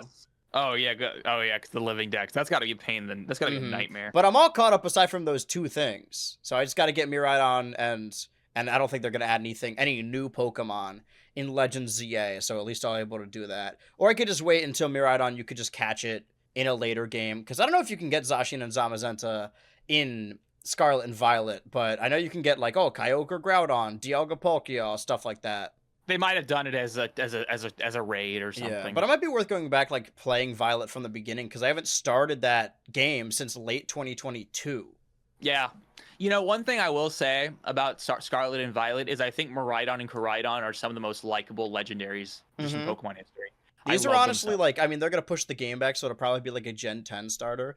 But for a while, these were my Smash picks. Like, this is the first time I think you should have the legendaries be the character slot. Because they are bipedal at some points. And you could just like skin swap which one you're playing as, because they control more or less the same. And you literally play as it in the game. You could have a lot of really fun moveset designs with them, just because like they're bikes, but they're also lizards and stuff. Yeah, I do wonder if I guess I haven't thought about this too much, but because Miraidon, even though he has it has the wheels on its chest, it doesn't turn into a bike. So I assume its sprinting animation would just be the kind of like lizard walking, which is cute. Weird gizzard. And I'm sorry, Koraidon. I was meant to say Koraidon. Right. Miraidon's the one that turns into. But I genuinely wonder if that would be an issue with it being an alternate skin, because that's a different animation entirely. They might have done that before, but I don't know for sure. Yeah, I just assumed it would be like an Olimar Alf situation, or like a Cloud, or I guess Bayonetta, where they just have two that they switch through. I guess a Fire Emblem would be a better solution, or a better example, rather. Echoes potentially, but then also you're kind of having the question of which is the main one. There isn't a main one. Yeah. I feel like there hasn't been an issue where there's been a character that's an Echo, but they're arguably just as important as the other characters. So that's kind of also a weird little rabbit hole. Yeah, because Richter's definitely Simon's Echo, but they chose both because of their how big they are in different territories. Like Richter's much bigger in Japan. But there's I forgot about that. I guess this is just an excuse to like play a bunch of things that this is technically, I mean, advanced or enhanced. Pokemon Scarlet and Violet is a Switch 2 launch title in a way. This is one of the few games you could play enhanced day one. So maybe it might be worth like me starting Violet again over one of those multiple days. I imagine I'll just be playing Mario Kart Worlds. I don't doubt that I could beat at Mario Kart Worlds if I'm just streaming all day for like the entire weekend. Get my reps in. I don't know how streaming works exactly, but I gotta turn a profit, or at least half of it. But do we have anything more on... Oh, sorry. I was gonna say we don't have anything more on Pokemon. But we do have a discontinued Pop Tart flavor is returning to celebrate the release of the Fantastic Four First Steps. Have you ever had frosted blue raspberry Pop Tart? Fuck no, I've never had I think I've only ever had it as a kid. Yeah, it hasn't been available since 2018. Went to the Walmart. I wanted to check out the Walmart again because I've seen more and more people reporting on like, oh, now they're doing the big release setups. Now they're setting up Nintendo Switch things. And I went, I guess 2 weeks ago to the Walmart, accidental banger tweet. And I expected there to be something there, and there was nothing. Like, they seemed like they didn't even know what the Switch 2 was. So then I went again, in between last episode and this one, because I assumed, like, okay, maybe now they have some stuff set up. But they still didn't have anything. My email now, it says, yeah, your pre-order is preparing to ship. It says shipping on here. So I don't think they're getting it from the Walmart. I think it's just going to be in a truck and they're going to drop it off at my house. Because Walmart, I know Best Buy and GameStop are doing midnight releases. Walmart probably isn't. But while I was at the Walmart, I went to the little Pop-Tart aisle and they didn't have these yet. So I don't know when these come out, but I'm copping these immediately. This is not an ad, but I wish it was. My Walmart app hasn't updated at all. Do you like Pop Tarts? Yeah. You Should do? I not? Okay. No, it's really just die, I guess. You're welcome to like Pop Tarts if you want to. I just never had Pop Tarts as a kid. I think Life ain't all sunshine sunshine and rainbows, kid. Was when I was like 10. No, I think honestly, there were sweets that my parents would let me have, but like if I saw a Pop Tart at the store and I'm like, I want that, they'd be like, no, fuck you, like don't. We're not having fucking Pop Tarts. Yeah. There are so many breakfast foods like, oh, this is what you eat in the morning, like cereal, this. Even like pancakes, waffles, that it's just sweets. Like that's basically what it is. Yeah, I think Jerry Seinfeld had a bit about that where it's just people kind of realize that cereal probably isn't good for you when they just decided to make cereal that was just cookies, like Cookie Crisp. It's like, yeah, maybe that kind of broke the illusion. Yeah, the mask kind of slipped there. Having a wife that's not American made me realize like they in other countries they eat like pancakes as like a sweet, like it's like, oh, this is a little treat. Yeah, no, I used to eat those every morning. I'm of the opinion that, well, I personally don't eat breakfast. Interesting. I guess I don't really. Yeah, either. no, I like breakfast food. Well, I love breakfast food, but frankly, the last thing I want to do after eating a pancake is do anything productive. I usually want to lie down because it's this fucking sugar bread covered in maple syrup. It's it's not something that kind of gets me going. I feel like if I had to have something in the morning, I'd probably have like an egg or something. Yeah, but. And you know what also tires me out is taking a shower, but I'm a morning showerer. So I wake up and then I'm just getting more tired. Well, that's funny. I had to stop being a morning shower, and this sounds so gross, but the more stupid shit I have to do in the morning, the more I'll sleep in. So in the morning, I'm like, oh, I gotta shower and then brush my teeth and then do this, then do that. Yeah. Like I'll just be like, I'm just gonna stay in bed for a little bit longer. But if I can go easy on myself in the morning, I play video games in the morning actually, and I edit later in the day, just because it's like, okay, I can wake up and play video games. I guess I technically do too, because I wake up to stream and then I edit the rest of the day. Oh, okay. Yeah. But that's why I like having a set stream time like at 1 p.m. So then I have like, okay, I got to get up at 11 and shower. Like it gives me, by the way, without it, my body has not like trained itself at all. Like I've had the same alarm for the same time for years. But if I turn the alarm off once, I'm just going to wake up at like 1 p.m. Like my body is not acclimated to that. I guess I'm not meant to wake up then. Stay up? I mean, I try and get 8 hours. So I go either 3 to 11 or 2 to 8. or 2 to 10, I mean. Okay.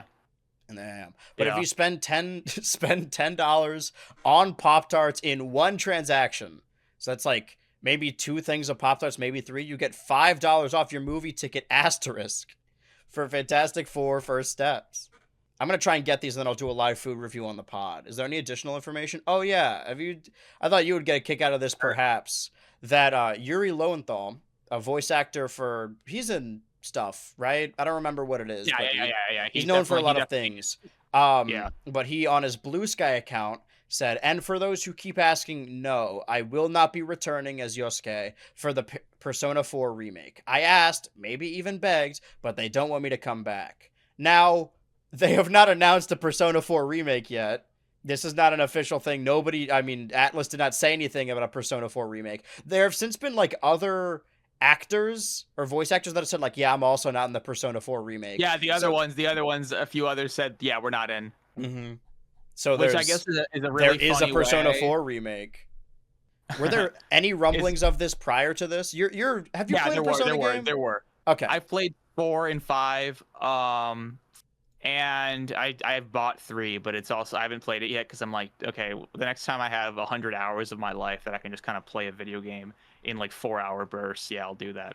But Yuri Lowenthal, it's actually interesting. I was thinking, like, is he gonna get in trouble for this? But I guess he probably won't, because I don't think he has an NDA that was signed. Yes. He didn't get cast. It's like, oh man, I'm gonna get fired from this job I don't have.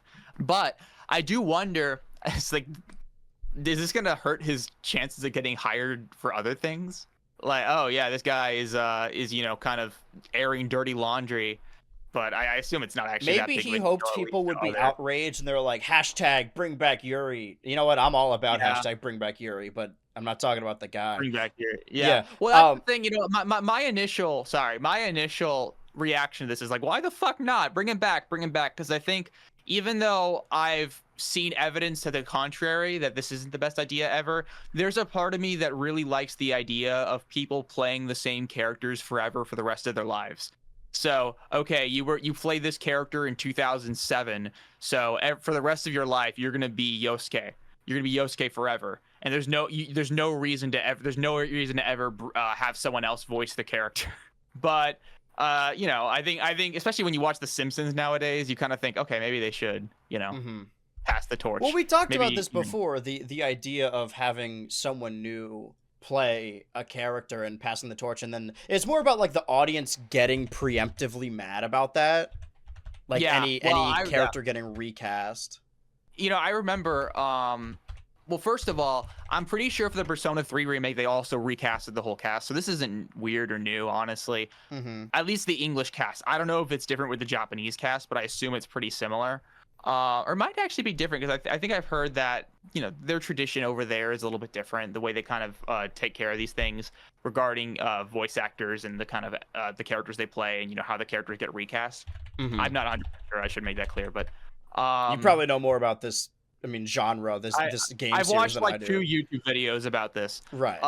But I do remember, actually, for Persona 4 Golden, they recast Chie, and I think part of me is always biased to the initial voice, because I remember playing Persona 4 on the PS3, and I kind of like Chie's less bouncy anime voice, because she got recast for Golden, and everything was redubbed, and the new actress had a more bouncy, I said, bubbly kind of inflection in the way she talked, and I kind of preferred the old one. I don't know if it's because it's the old one or just because I guess I get tired of the way American voice actors voice anime-inspired characters. Yeah, you know what I mean.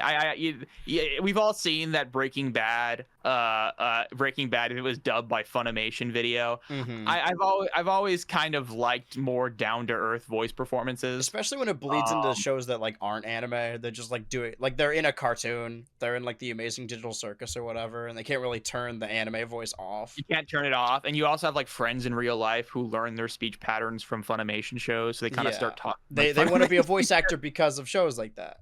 Yeah. So I don't know. I mean, at the end of the day, I'm sure the people that they're rehiring or whatever will do a good job. Honestly, for me though, I don't. there might be a few things that could be kind of ironed out. Persona 4 Golden is not a hard game to play. It's not a janky game to play. I think I just want to play Persona 4 Golden. I mean, I guess maybe I'll eat my words, because I wouldn't be surprised if they really, pull out all the stops with how they redesign the game, because frankly, Atlus has a pretty good track record when it comes to the visuals of the games they make. But I love the way Persona 4 looks. What's the difference between Golden and Remake? Because there was a Persona 4 Golden already, right? Yeah, that was a couple years back. Golden is kind of like, actually, let me double check. I want to make sure. Sure. Persona 4 Golden. It was originally for the PlayStation Vita. And basically the 3D models were more or less the same. They added a couple new characters.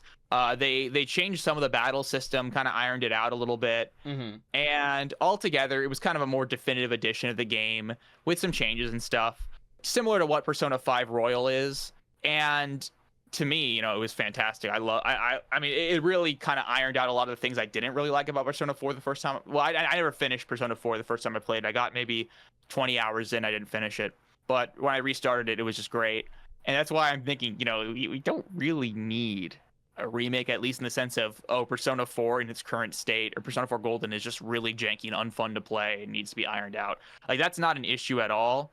Because Persona 3, I haven't played it. I know people complain the fact that you can't control your party members and shit like that. There's annoying stuff about that. Persona 4 is a lot more easy to pick up by people's modern standards, which I'll say, because I think a lot of this stuff is up to debate whether certain quality of life decisions are good or bad. Some people will disagree on that, but I think Golden's fine. Yeah. So is there a purpose in being a Persona 4 remake? So yeah, let me say, sorry, I'm just rambling. No, so Golden came out like 4 or 5 years after Persona 4 came out, because I think Persona 4 came out in either 7 or 8, and it it had a lot of the same 3D models, but it was still very much a game built off of PS2 models and PS2 visuals. So the characters are these like little the 3D models are kind of stubbly and kind of cute looking or whatever. I assume that a remake would completely overhaul the visuals of the battle system at the very least. So you'd have all new models. The characters would probably be a lot less kind of abstracted in the way they look. So they'd probably be a lot more like how they look in 5, where 5 looks gorgeous. I don't know if you ever played 5, but 5 has a much more modern kind of visual direction. And frankly, I've definitely seen 5 or watched people play it as well, but I haven't played it myself. So actually, honestly, a pretty fun comparison I'll make is if anyone here plays Fire Emblem, the difference between 4 and 5 Persona is like the difference between the 3D model visual direction between like Awakening and Three Houses, because so it's just, I don't know. So there's definitely room to kind of modernize, but I don't know. I like the way it looks. I love Persona 4's kind of HUD visuals and stuff like that, but they'll definitely keep the good stuff about that. I mean, that's one thing they'll definitely do. Right. So I mean, I guess there's really not a reason to complain. I'm sure it's gonna be fine, but I don't know. Just kind of stuck in my own little world. Nice going, I think that's why I asked you. I don't know anything about the series yet. I just know Joker's in Smash Bros. He sure is. What's the over/under on Persona 6? I don't fucking know, dude. I mean, I don't know. Atlas is weird. Imagine it's like a Resident Evil situation where they're like, in preparation for making a new game, they just remake everything else. I guess Pokemon's another example is that. Yeah. I mean, I don't know if this is really a smoking gun in either direction, but I do know there was an Atlas RPG that came out in the past year that people really loved, and it was kind of Persona-esque. I could be wrong because I never played it. I forget what it's called. But I don't know. They don't seem to be kind of. I mean, maybe Persona 6 is in development, but if it is, it's been in development for a long, long, long time. Yeah, that was 2018 was Persona 5. Persona 5 was 2016, but Royal, I think, was 2018. Okay, so almost a decade. Yeah, so we're kind of... Everything just takes longer to come out now. It's like GTA, Yeah. Everything takes longer. I hope the biggest upgrade with GTA 6 is... Or like because it's the most expensive game made, like they said, is like $1 billion game or something. I hope that all the tech they developed for this game, instead of one-upping themselves and being like, oh, we're only going to get bigger, I hope all this tech they developed allows them to make games faster and easier. Right? I hope it isn't just like another every decade or so there's a new GTA. I hope they at least do something in the interim. They always seem to release games right at the tail end of a console generation. Because coming out next year and then Probably 27 You're is when we right. get new PlayStation, new Xbox. You're right about that. I didn't think about that, but yeah. Because Red Dead 2 was the end of the 1 and the 3, or the 1 and the 4, and then GTA was more or less the end of the 360 and the 3.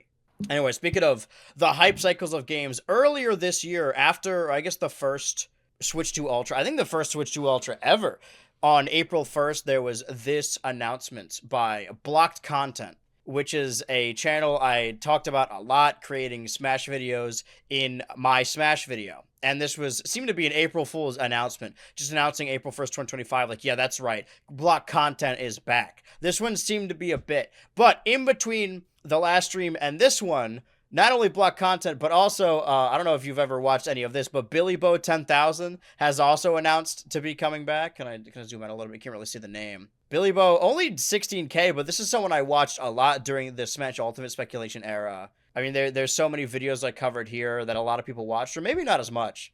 I guess that's the context of it all, right? Is that when I was watching, I'm like, oh yeah, everyone's watching this. But now I'm technically bigger than these people I used to not look up to, but like, oh, this is where I get Smash information. But even Billy Bo at the time, I'm like, I don't believe any of this. Like, a lot of it was just leaks happening that I was like, yeah, this isn't real or whatever. But a shout out Billy Bo. This is like firmly coming back to streaming. Maybe we can get Billy Bo on the fucking pod to talk about Smash Bros. Because our Smash Bros board hasn't been updated. I mean, this is June 2nd, but we have only the 4 guests that have updated that. That'd be worth getting everyone's input on it. This is something that's just Dan's preferred Smash character. Yeah, it was Shovel Knight. We got Shovel Knight on the list now. Oh yeah, you're right. We got that update. Yeah. We could have just had Dan on this one. I guess I wanted to have a different guest every time, but how many Switch 2 Ultra episodes do you need to be on? Only like 4. There are only 4 people who actually pre-ordered the Switch, so yeah, we already we know of. How many episodes of Switch 2 Ultra do you need to be a guest on before you're just grandfathered in as a member? Probably like 3 or 4. That's too few, I think, because we're gonna run out of people at some point. Let's say, well, we've been on 10 now. This is the 10th episode, so let's say 10. If you're a guest of 10 Switch 2 Ultra episodes, you're just the host now. You're just one of the co-parents. So maybe we'll have Dan be on a stretch of 9 episodes in a row. I feel like he's got valuable input. If there ever would to be a third in this polycule, it would be Dan. Okay. This is just additional information that if fans of the Smash video, additional context of that of Billy Bo. And now Billy Bo and Block Content, although this one was a joke one. Just characters that were important to that timeline that are making their big comeback. I like to think you saw the video. I don't know about all that, but I'm one of 4 people to comment on this. So shout out Billy Bo. Everyone watch the stream. Twitch.tv/theBillyS. That one. Additional information. Well, that's Yuri. What do we have here? Oh, you'll notice that this video was unavailable. This is part of something greater.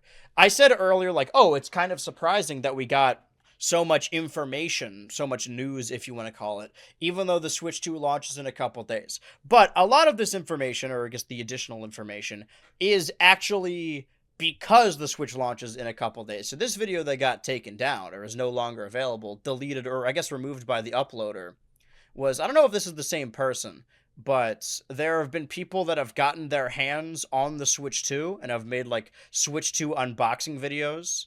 This isn't really anything. It just shows the screen and this, right? People have it early, but this person who had who had a Switch 2 early says Nintendo locked the Switch 2. It needs update to function, so I'm waiting for June 5th to unlock it. So there's a day 1 update that gets the Switch 2 to work. And I've seen, I mean, grifters, I guess is the best way to say it, people who make, oh, Nintendo fell off content, being like, oh, you need a day 1 update to even play the Switch 2. But I don't even know if that's what's happening here. I think the console is just locked until June 5th so that people couldn't play it early. That makes a lot more sense. It's fun that people got them early, but I didn't think it was worth even talking about because, like, I want to do an unboxing when I get it in hand, so this isn't really that helpful of information, but I do think, like, very clearly Nintendo is cracking down on this. I don't think this video is unavailable. I don't think the video is unavailable because the poster took it down of their own volition. I think maybe they got reached out to by some, quote, Nintendo ninjas. It's entirely possible. Yeah. They're probably trying to get us. They might get us, you know? Just for reporting on it. Well, we're real journalists after all. This is on Central Leaks. They're gonna kill Central Leaks and then they kill us. Central Leaks often just like, I mean, one, it's a verified Twitter account, so already, but I mean, it's a. Yeah, why don't you block them? Did they get an exception? I think I have them muted. I just also somebody sent this to me, so I bookmarked it. Or this was a link on Reddit, but that is, I believe, What is this here? Oh, I guess like if we want to cover it, this is more something that I'm upset about. But we can get into the 2025 ranking before we do, unless you have anything to talk about in reference to Nintendo before we get into that. Oh, I don't know. I mean, it's crazy to think about it. The console's coming out in 2 or 3 days. Mm-hmm. It's coming out on the 5th, and it doesn't feel like it for me. I guess because I didn't No. get pre-order. Yeah, because you're not getting the console in 2 or 3 days. I'm not but... getting the console unless some miracle happens. But I don't know. I guess it kind of snuck up on me. Just because when I was a little bit younger, like for the Switch and for other stuff, the days coming up to the console, all I thought about was the console. You know what I mean? Right. Nowadays, I think I'm occupied with a lot more things. I guess I'm a little older, so there's a lot more things that kind of sneak up on me. You know what I mean? So I don't know. So I'm excited. I'm Are excited. you underwhelmed at all? Like, what did you? No, not underwhelmed, because I think that they're not doing as good of a job. Right. I mean, well, I would say that I think that the Switch itself was a much more monumental step forward for Nintendo. I think everyone was kind of aware of that. I think the idea of these kinds of games being able to be taken on the go was still when I first saw the Switch, I thought it was like some sort of cloud gaming thing where you'd kind of stream games from an actual kind of a service, real yeah. console, as opposed to this small, tablet. I guess mobile gaming computing technology in general has just gone up so much in the past few years that it doesn't even feel like a crazy thing anymore. Oh, that's the other thing. Let me find that like the same day Apple announced they're having like a gaming initiative or something. Like they bought a game developer, but it was someone who made like they made an iPhone game. So it's like when the creator of the Ouya is like, oh yeah, I like that one game. Shout out Night Rain. Apple's reportedly creating its own Steam-like game launcher. When was this article? 2025 Worldwide Developers Conference. This happened between the weeks, but it seems like they're focusing on cloud gaming or competing with Steam, because obviously mobile gaming, having a console in your hand, seems to be the future. I think the Switch 2 is probably about the size of a Steam Deck, except less clunky. But I don't have a lot of faith in Apple's gaming division, because you can play games like Fortnite or Minecraft, but I feel like most Call of Duty on mobile. Yeah, there's a game called Call of Duty Mobile. But I think games people play on their phones are not a replacement for console gaming or even like computer gaming, especially if they're gaming on Mac, because I don't know if gaming on Mac has ever been great. It hasn't. I'm surprised. It feels like, what's holding them back so far? I don't know. Unveiled dedicated gaming app. I mean, there are some things that Mac OS is pretty good for, so I don't know. It seems that it would be in their vested interest to kind of, develop. Just, I guess, I don't know. I don't know specifically what the deal is with Mac OS. Maybe it's just because it's so proprietary. They don't really like They don't really like sharing the way they do things. And this quote is crazy. Also, right now, gaming on Linux is better than experience than gaming on Mac. I guess that's true, but does the average person game on Linux? Steam Deck is Linux. I yeah, guess. But it has a lot of restrictions because of that. Yeah. You have to because I guess everything on Steam Deck just uses Wine or some sort of other Windows emulator on Linux, which is kind of we can't play GTA Online on the Steam Deck anymore because BattlEye, which is like their anti-cheat, isn't compatible with Linux, so you just can't play online anymore. But yeah, I totally forgot about that. Also named Steve E. That's Steve Jobs' sidekick. But I guess we'll just cover this now ahead of the ranking, but this is something I'm just personally annoyed by. There was a Netflix, I guess a director, like an investors meeting where they announced a bunch of stuff. They showed the trailer for the new Knives Out, the release dates for the new season of Stranger Things. But this is what gets me mainly is the Frankenstein film by Guillermo del Toro, which I was very excited for, is going to be on Netflix in November. And when they did Glass Onion, Knives Out, they released it in theaters for about a week, and I rushed to find a theater that was showing it, because for major movies like this, I would prefer to see them in theater. This doesn't feel like a Netflix movie to me, and it's a shame that I mean, no smoke to Netflix. I guess some smoke to Netflix, but I would prefer to see this movie in theaters as opposed to like sitting on my couch watching it. I just think when it comes to movies, I think TV shows are good for streaming. I don't watch streaming movies that often. I would much rather see them in the theater. And it seems like Netflix is the main competitor of like Netflix is constantly in a bidding war with something like Neon or even A24 trying to buy the rights to, or the distribution rights to streams, or to movies, rather. Sorry, Freudian slip. And instead of releasing them in theaters like Apple does, like Apple has Apple Plus movies, but they still release them in theaters like Killers of the Flower Moon or Napoleon. But they will still release them in theaters and then have them later on streaming. And even Disney Plus does that as well. And they seem to believe that streaming for shows is a dead end. But they're doing this Guillermo movie. They had Pinocchio, I think, a couple years back. His stop motion Pinocchio was exclusive to Netflix. They're going to have a Greta Gerwig Narnia series that she really wants to get in IMAX theaters. But instead, Netflix is like, no, it's going to be exclusive to Netflix. So this is an important information. I just wanted to vent about this because I find it really annoying. But that does build on top of course, we have our 2025 ranking. But before I get into the 2 movies I saw over the weekend, real quick, I want to update my 23 ranking because I just mentioned the Apple series. I'm going to slowly, because I never did a ranking for 2023. And at the end of the year, I want to combine my 20s rankings. I'm just doing movies right now. And the last one I left off on was Napoleon, the Apple produced movie, because they're publishing another movie, distributing rather, that F1 movie that comes out this summer by, I believe, the director of Top Gun Maverick. But I had Napoleon with Joaquin Phoenix lower than Missing on my ranking for 2023, and I don't think I believe that anymore. It was kind of long. I'll put it at, I don't know, above, at the top of D. I had it very low. I think I just didn't fuck with it when I saw it. I heard the biggest issue with it was, like, historical revisionism, and, like, it wasn't historically accurate. But I'm not a big history buff, so none of that really impacted me. It's more that I just didn't care for it that much. And I also had Fast X, I guess, right beneath Napoleon. Maybe I'll put it beneath Missing, because I had a really good time seeing Fast X. I watched all of the Fast and Furious movies leading up to it, and it's a ridiculous fucking series. The second they stop caring about anything in that series is when it gets really good. And the dude sitting in front of us in the theater was blowing fat clouds upwards. And whenever John Cena appeared on screen, I just started applauding, and then everyone else started applauding. It was a fun theater experience, but I don't think it would be good. I had Teenage Mutant Ninja Turtles Mutant Mayhem beneath them, I think, because I had my hopes up because I saw Spider-Verse earlier. And this was hyped up as like, oh, another Spider-Verse. And like it kind of is, because it has that art style. Save animation. Right. It's a very gorgeous movie. As is Elemental, but I'll put Elemental at like, I'll put it above Megan, I guess. Or M3 Gan. Because it wasn't a Disney movie that really made... It was a Pixar movie, I think. Like the new Pixar movie. And I prefer when Pixar does original stories, but it wasn't terrible. It just looked pretty. It felt like something I would catch on the Disney Channel as it would air. But Mutant Mayhem, I think I'll put it above... No, I'll put it above The Color Purple. That's fine. I'll just put it here. I don't even remember that much about John Wick, but this movie was like kind of nothing. It was sort of funny. I mean, it definitely felt like a Nickelodeon movie, for better or for worse. But I didn't hate it. I think I got my hopes way too high. So I'll put that in C. And then Evil Dead Rise, I'll put above Scream 6, because it was the first horror movie. I know, like, Evil Dead fans don't really like it, but I liked it for what it was, and I haven't seen any of the other Evil Dead movies. But they got... Oh, no, sorry, I'm thinking of a different movie.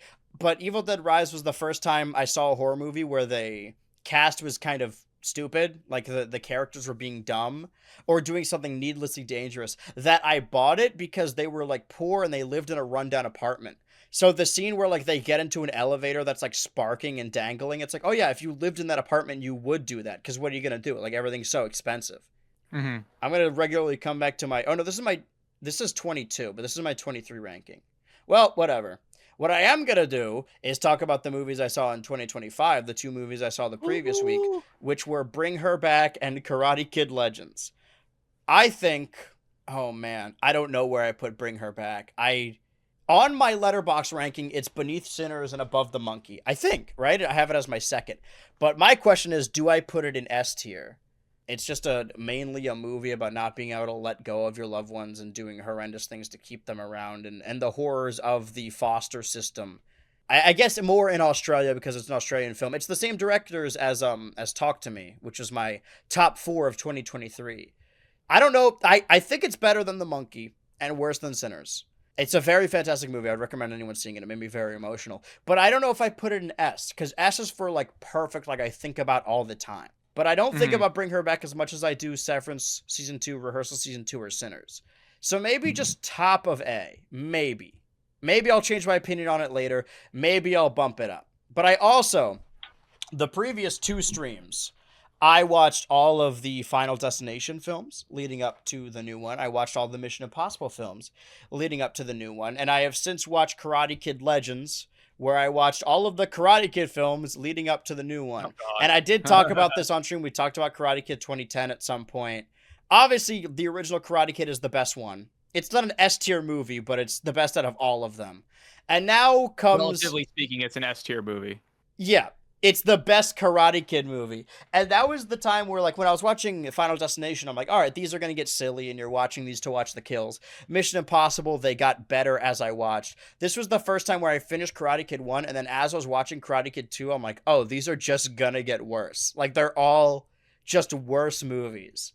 Maybe 2 is the second best one, because at least something is going on.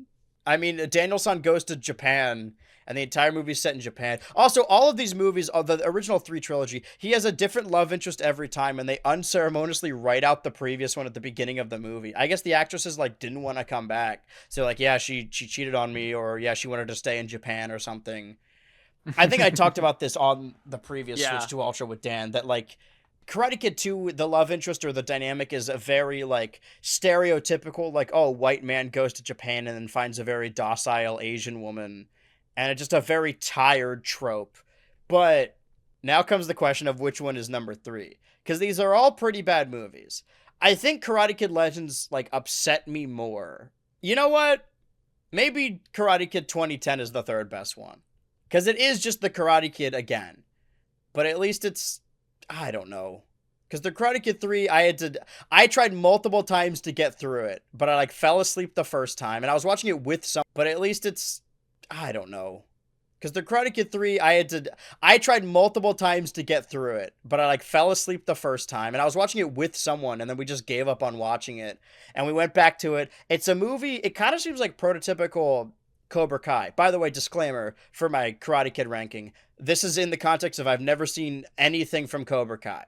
But this one seemed like, oh, it's setting up, oh, the dojo owner in the first one who loses at the end, he's going to have his own story where he's trying to get revenge. But then he leaves the story and he goes to, like, Japan or China or something, and then his cousin's, like, in town and he's the predominant villain and he's, like, training Daniel-san to do evil karate. It's, you know what? Any dynamic with Mr. Miyagi, I think, goes above. So I'll put that above the Karate Kid 2010. But, no, I won't. Karate. This is a boring movie. But these two are genuinely bad. Instead of swatting the flies, you miss the flies or whatever. He plays cut the rope on his iPhone. In 2010, you gotta train them in new and interesting ways. He plays Brain Age on his DS, and his stylist trains him how to be better at karate. But this is the latest one I saw, Karate Kid Legends. And this is the next Karate Kid, which I watched the same day but finished the Karate Kid series. So the reason 1, 2, and 3 are, I think, I'm changing my mind on this. The dynamic between Daniel-san and Mr. Miyagi really holds up the series. And you don't have that in the Karate Kid, even though this is a remake of the best Karate Kid movie. Now I have to decide which one of these is worse. At least, okay, the next Karate Kid, which is Mr. Miyagi being a girl dad and having to train Hilary Swank instead, is at least a full, well, it's a movie where nothing happens, but it is a movie, you know? There were characters I liked more in Karate Kid Legends, but this feels more, actually, no, I like Karate Kid Legends more than the next Karate Kid. It's... You know how you're watching a show from the 2000s, and they're trying to be progressive, but they can only go so far?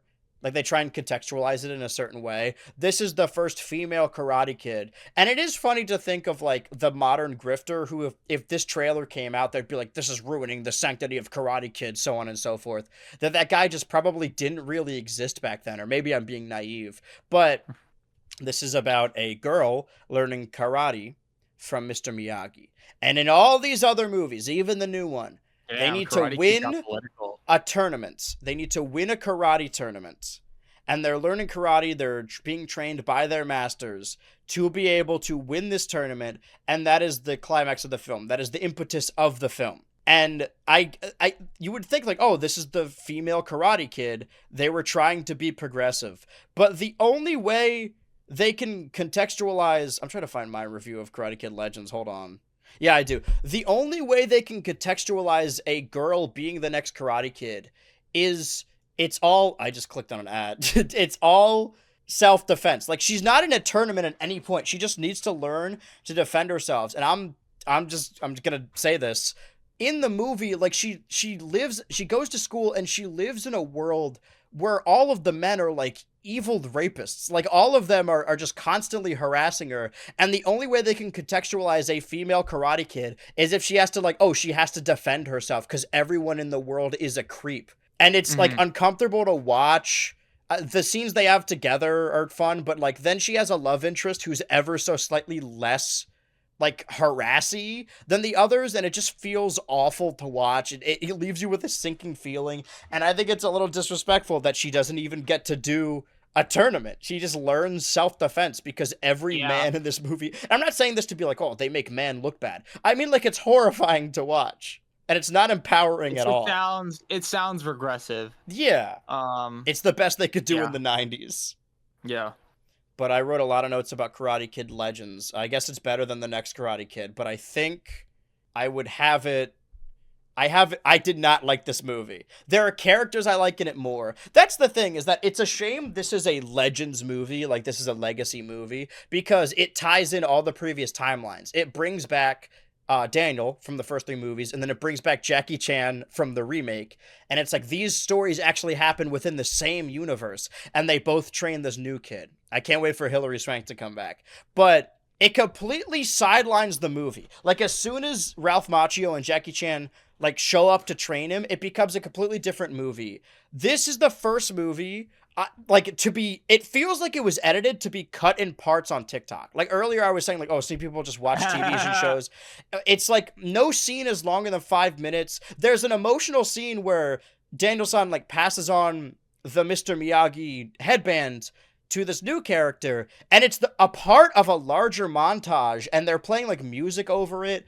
And also it feels like it's trying to be Scott Pilgrim versus the World, where they have little infograph show up, like, and by the way, he's literally fighting in the street. All of this tournament are street fights throughout New York, and there's a little Versus logo that shows up. But there are so many sponsorships in this movie, so many like ad spots, and one of the main ones is Tekken 8. There's Tekken 8 posters everywhere, but this is a street fighting movie. They got the wrong game. And there's a bit where he's doing like a fake date with a girl, and his nerdy friend shows up, and he's got Pepsi, and the Pepsi logo is facing outward. And he's like, they say Pepsi goes great with pizza. The entire movie feels like a TikTok ad read. The entire thing feels like a bunch of TikToks cut down to be that.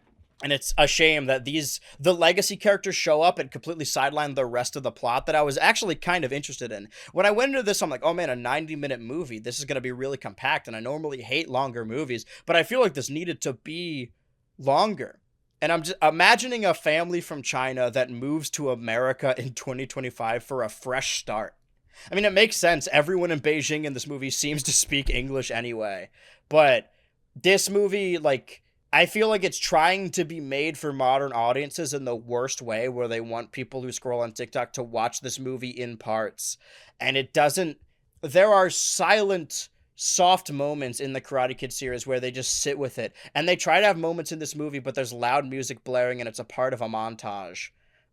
I think above Captain America. There are at least characters I liked in Captain America that like I just care about because I emotionally imprinted on them when I was like 15. But this, I think maybe because I was excited. Like I watched all the Karate Kid films. I'm like, oh yeah, time to watch the next one in this saga.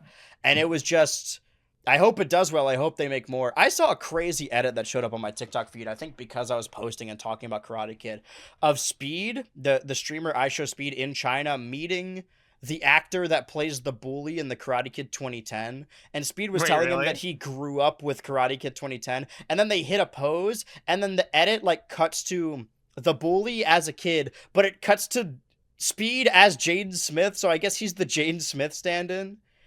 My theory, or my pitch rather, if I worked in Hollywood, in Silicon Valley, if I wanted to make a Karate Kid film that's made for modern audiences with a certain attention span, I would cast I Showed Speed as the next Karate Kid. And that is my pitch.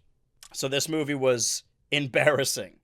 It tried to do a lot and didn't really do any of them. But those are my weekly BHUltra 2025 rankings. And I guess we can keep up with it, but not only after this Switch 2 Ultra installment will there be, I mean, the Nintendo Switch 2 will be released. That will be officially out.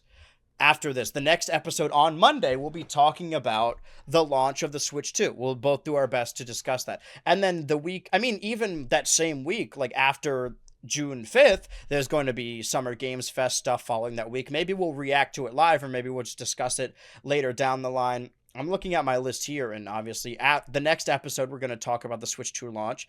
And then there's, after this one, 6 more Switch 2 Ultras until Donkey Kong Bonanza. 7 more until Mario Party Jamboree Plus. 8 more before Evo. 12 more before Kirby and the Forgotten Land Starcross World. 13 more before Daemon X Machina 2, and 51 more before GTA 6. So we do have a gap between Donkey Kong Bonanza and the Summer Games Fest, but I imagine we will have a lot to talk about. Or maybe we'll do gimmick episodes. I've always liked the idea of like going back to old E3s and watching those in the context of when they came out. But where we are now, do you have any thoughts right before the Nintendo Switch 2 launches? This will be our last episode before the Switch 2, in a pre-Switch 2 world. Have any message to the populace? Well, it's weird to think about, but there's a lot of things that we've been doing for the past 8 years that we're gonna stop doing now.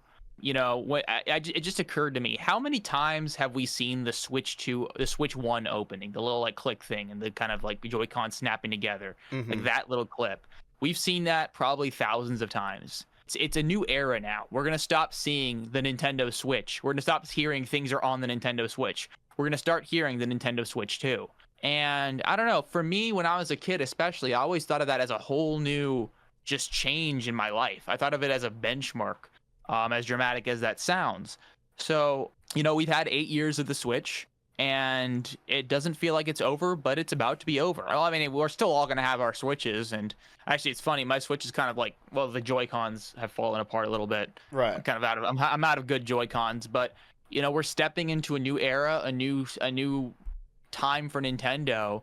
To be fair, I would say that the transition, they're kind of trying to make it a little bit more easy than it was, in the past, but it's a whole new world. It's a whole new chapter in Nintendo's history, and we're seeing this one come to an end. So it's a little bittersweet, but I'm also really excited. I think for me, that's partially why the Switch 2 launch has been a little underwhelming for maybe what I was expecting, is that, and you touched on it earlier, like the Switch release was such a big deal that the Switch coming out was a clean break. It couldn't be backwards compatible. It was an entirely new Nintendo console, an entirely new Nintendo generation. And those happen, but they're less clean breaks, right? Like the Wii U was built on top of the Wii still had connectivity with the GameCube. It hasn't happened in a while.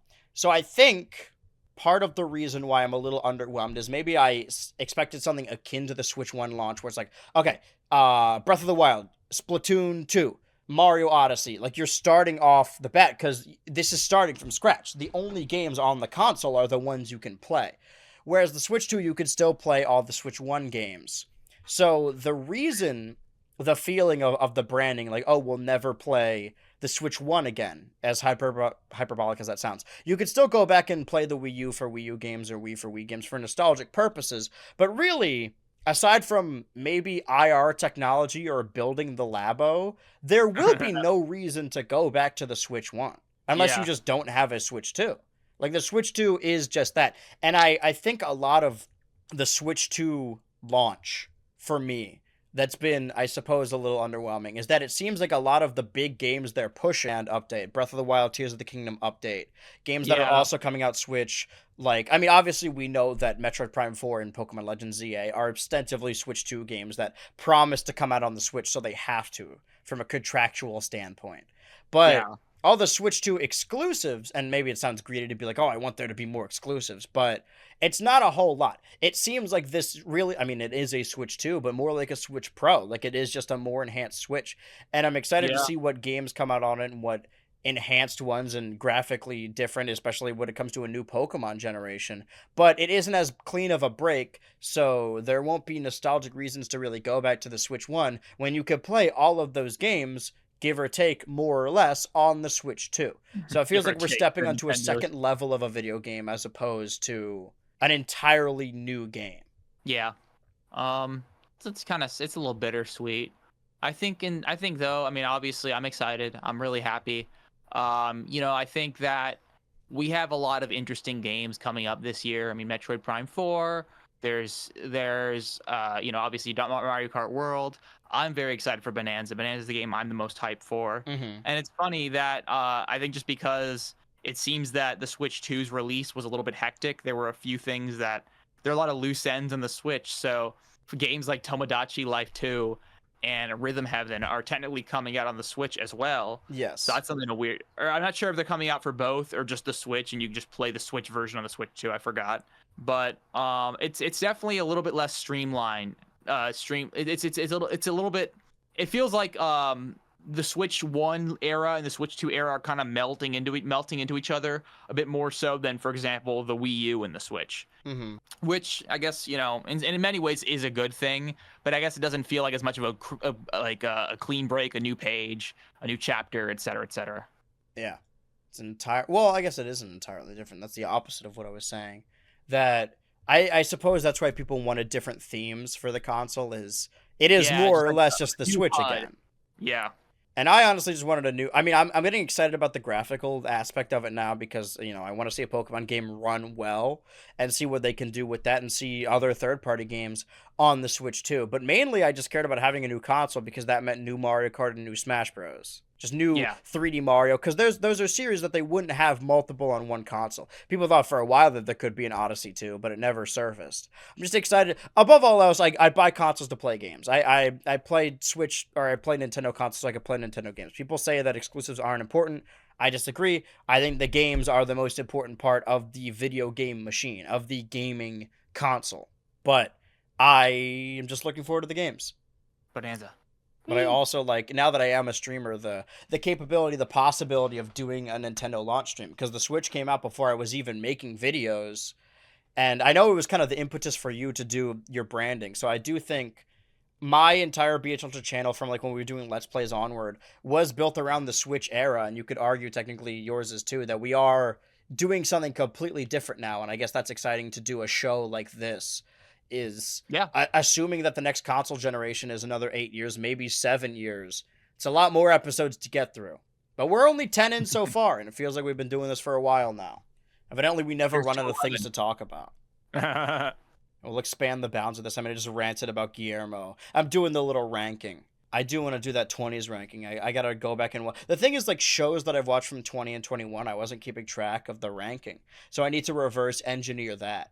Because by the end of 25, we're going to have the own ranking. I got to play more Doom the Dark Ages as well. But that has been completely How are you liking it so far? I like it. There are bits I don't like. I like Doom Eternal more because of the way it plays. The main thing I don't like about Doom the Dark Ages is that they added a gauntlet and mace. Like, there are specific melee weapons you can use, and you could do really cool kills with them. And it's like, if you've played any first-person shooter, you click in the right stick to use your melee weapon. But because these are weapons that, like, you need to equip and upgrade, the reason I like the Doom games is because they're arcade shooters. If you run out of ammo, you need to go run around and find ammo. If you run out of health, you need to find health. Armor, find armor. It's not like Call of Duty or Halo where you just crouch behind something and then you get your health back and you just automatically reload. Like, you need to collect these things, and I find that really fun. The thing I don't like is that pushing in the stick to do a melee weapon, that also has an ammo limit. So sometimes you just can't do the melee attack if you don't have enough melee ammo. And I feel like that completely disregards the purpose of having a melee attack, which is you run out of ammo and you're at close range. And you could always boost with your shield, even that needs to recharge, but you could do that infinitely. But I think that is the major game change that, like, you couldn't just take it out. The game is built around that, but that is the main thing that kind of clashes, where it's not a bad game, but I like Doom Eternal way more because of the freedom of how you can play. Okay.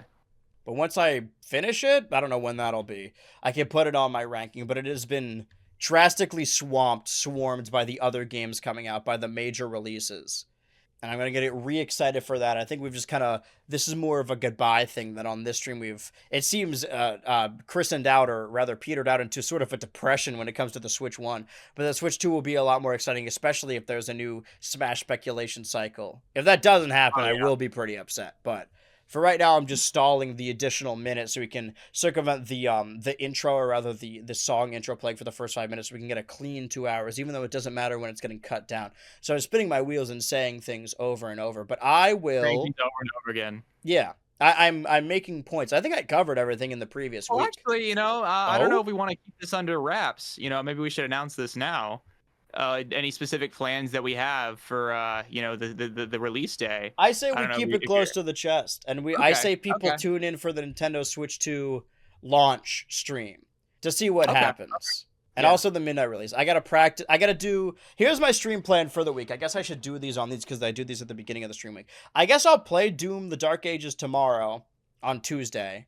And I did. Oh, we didn't talk about it either because I talked about it on stream. But I played Multiverses last Tuesday for Fighting Game Tuesday because they shut down Multiverses.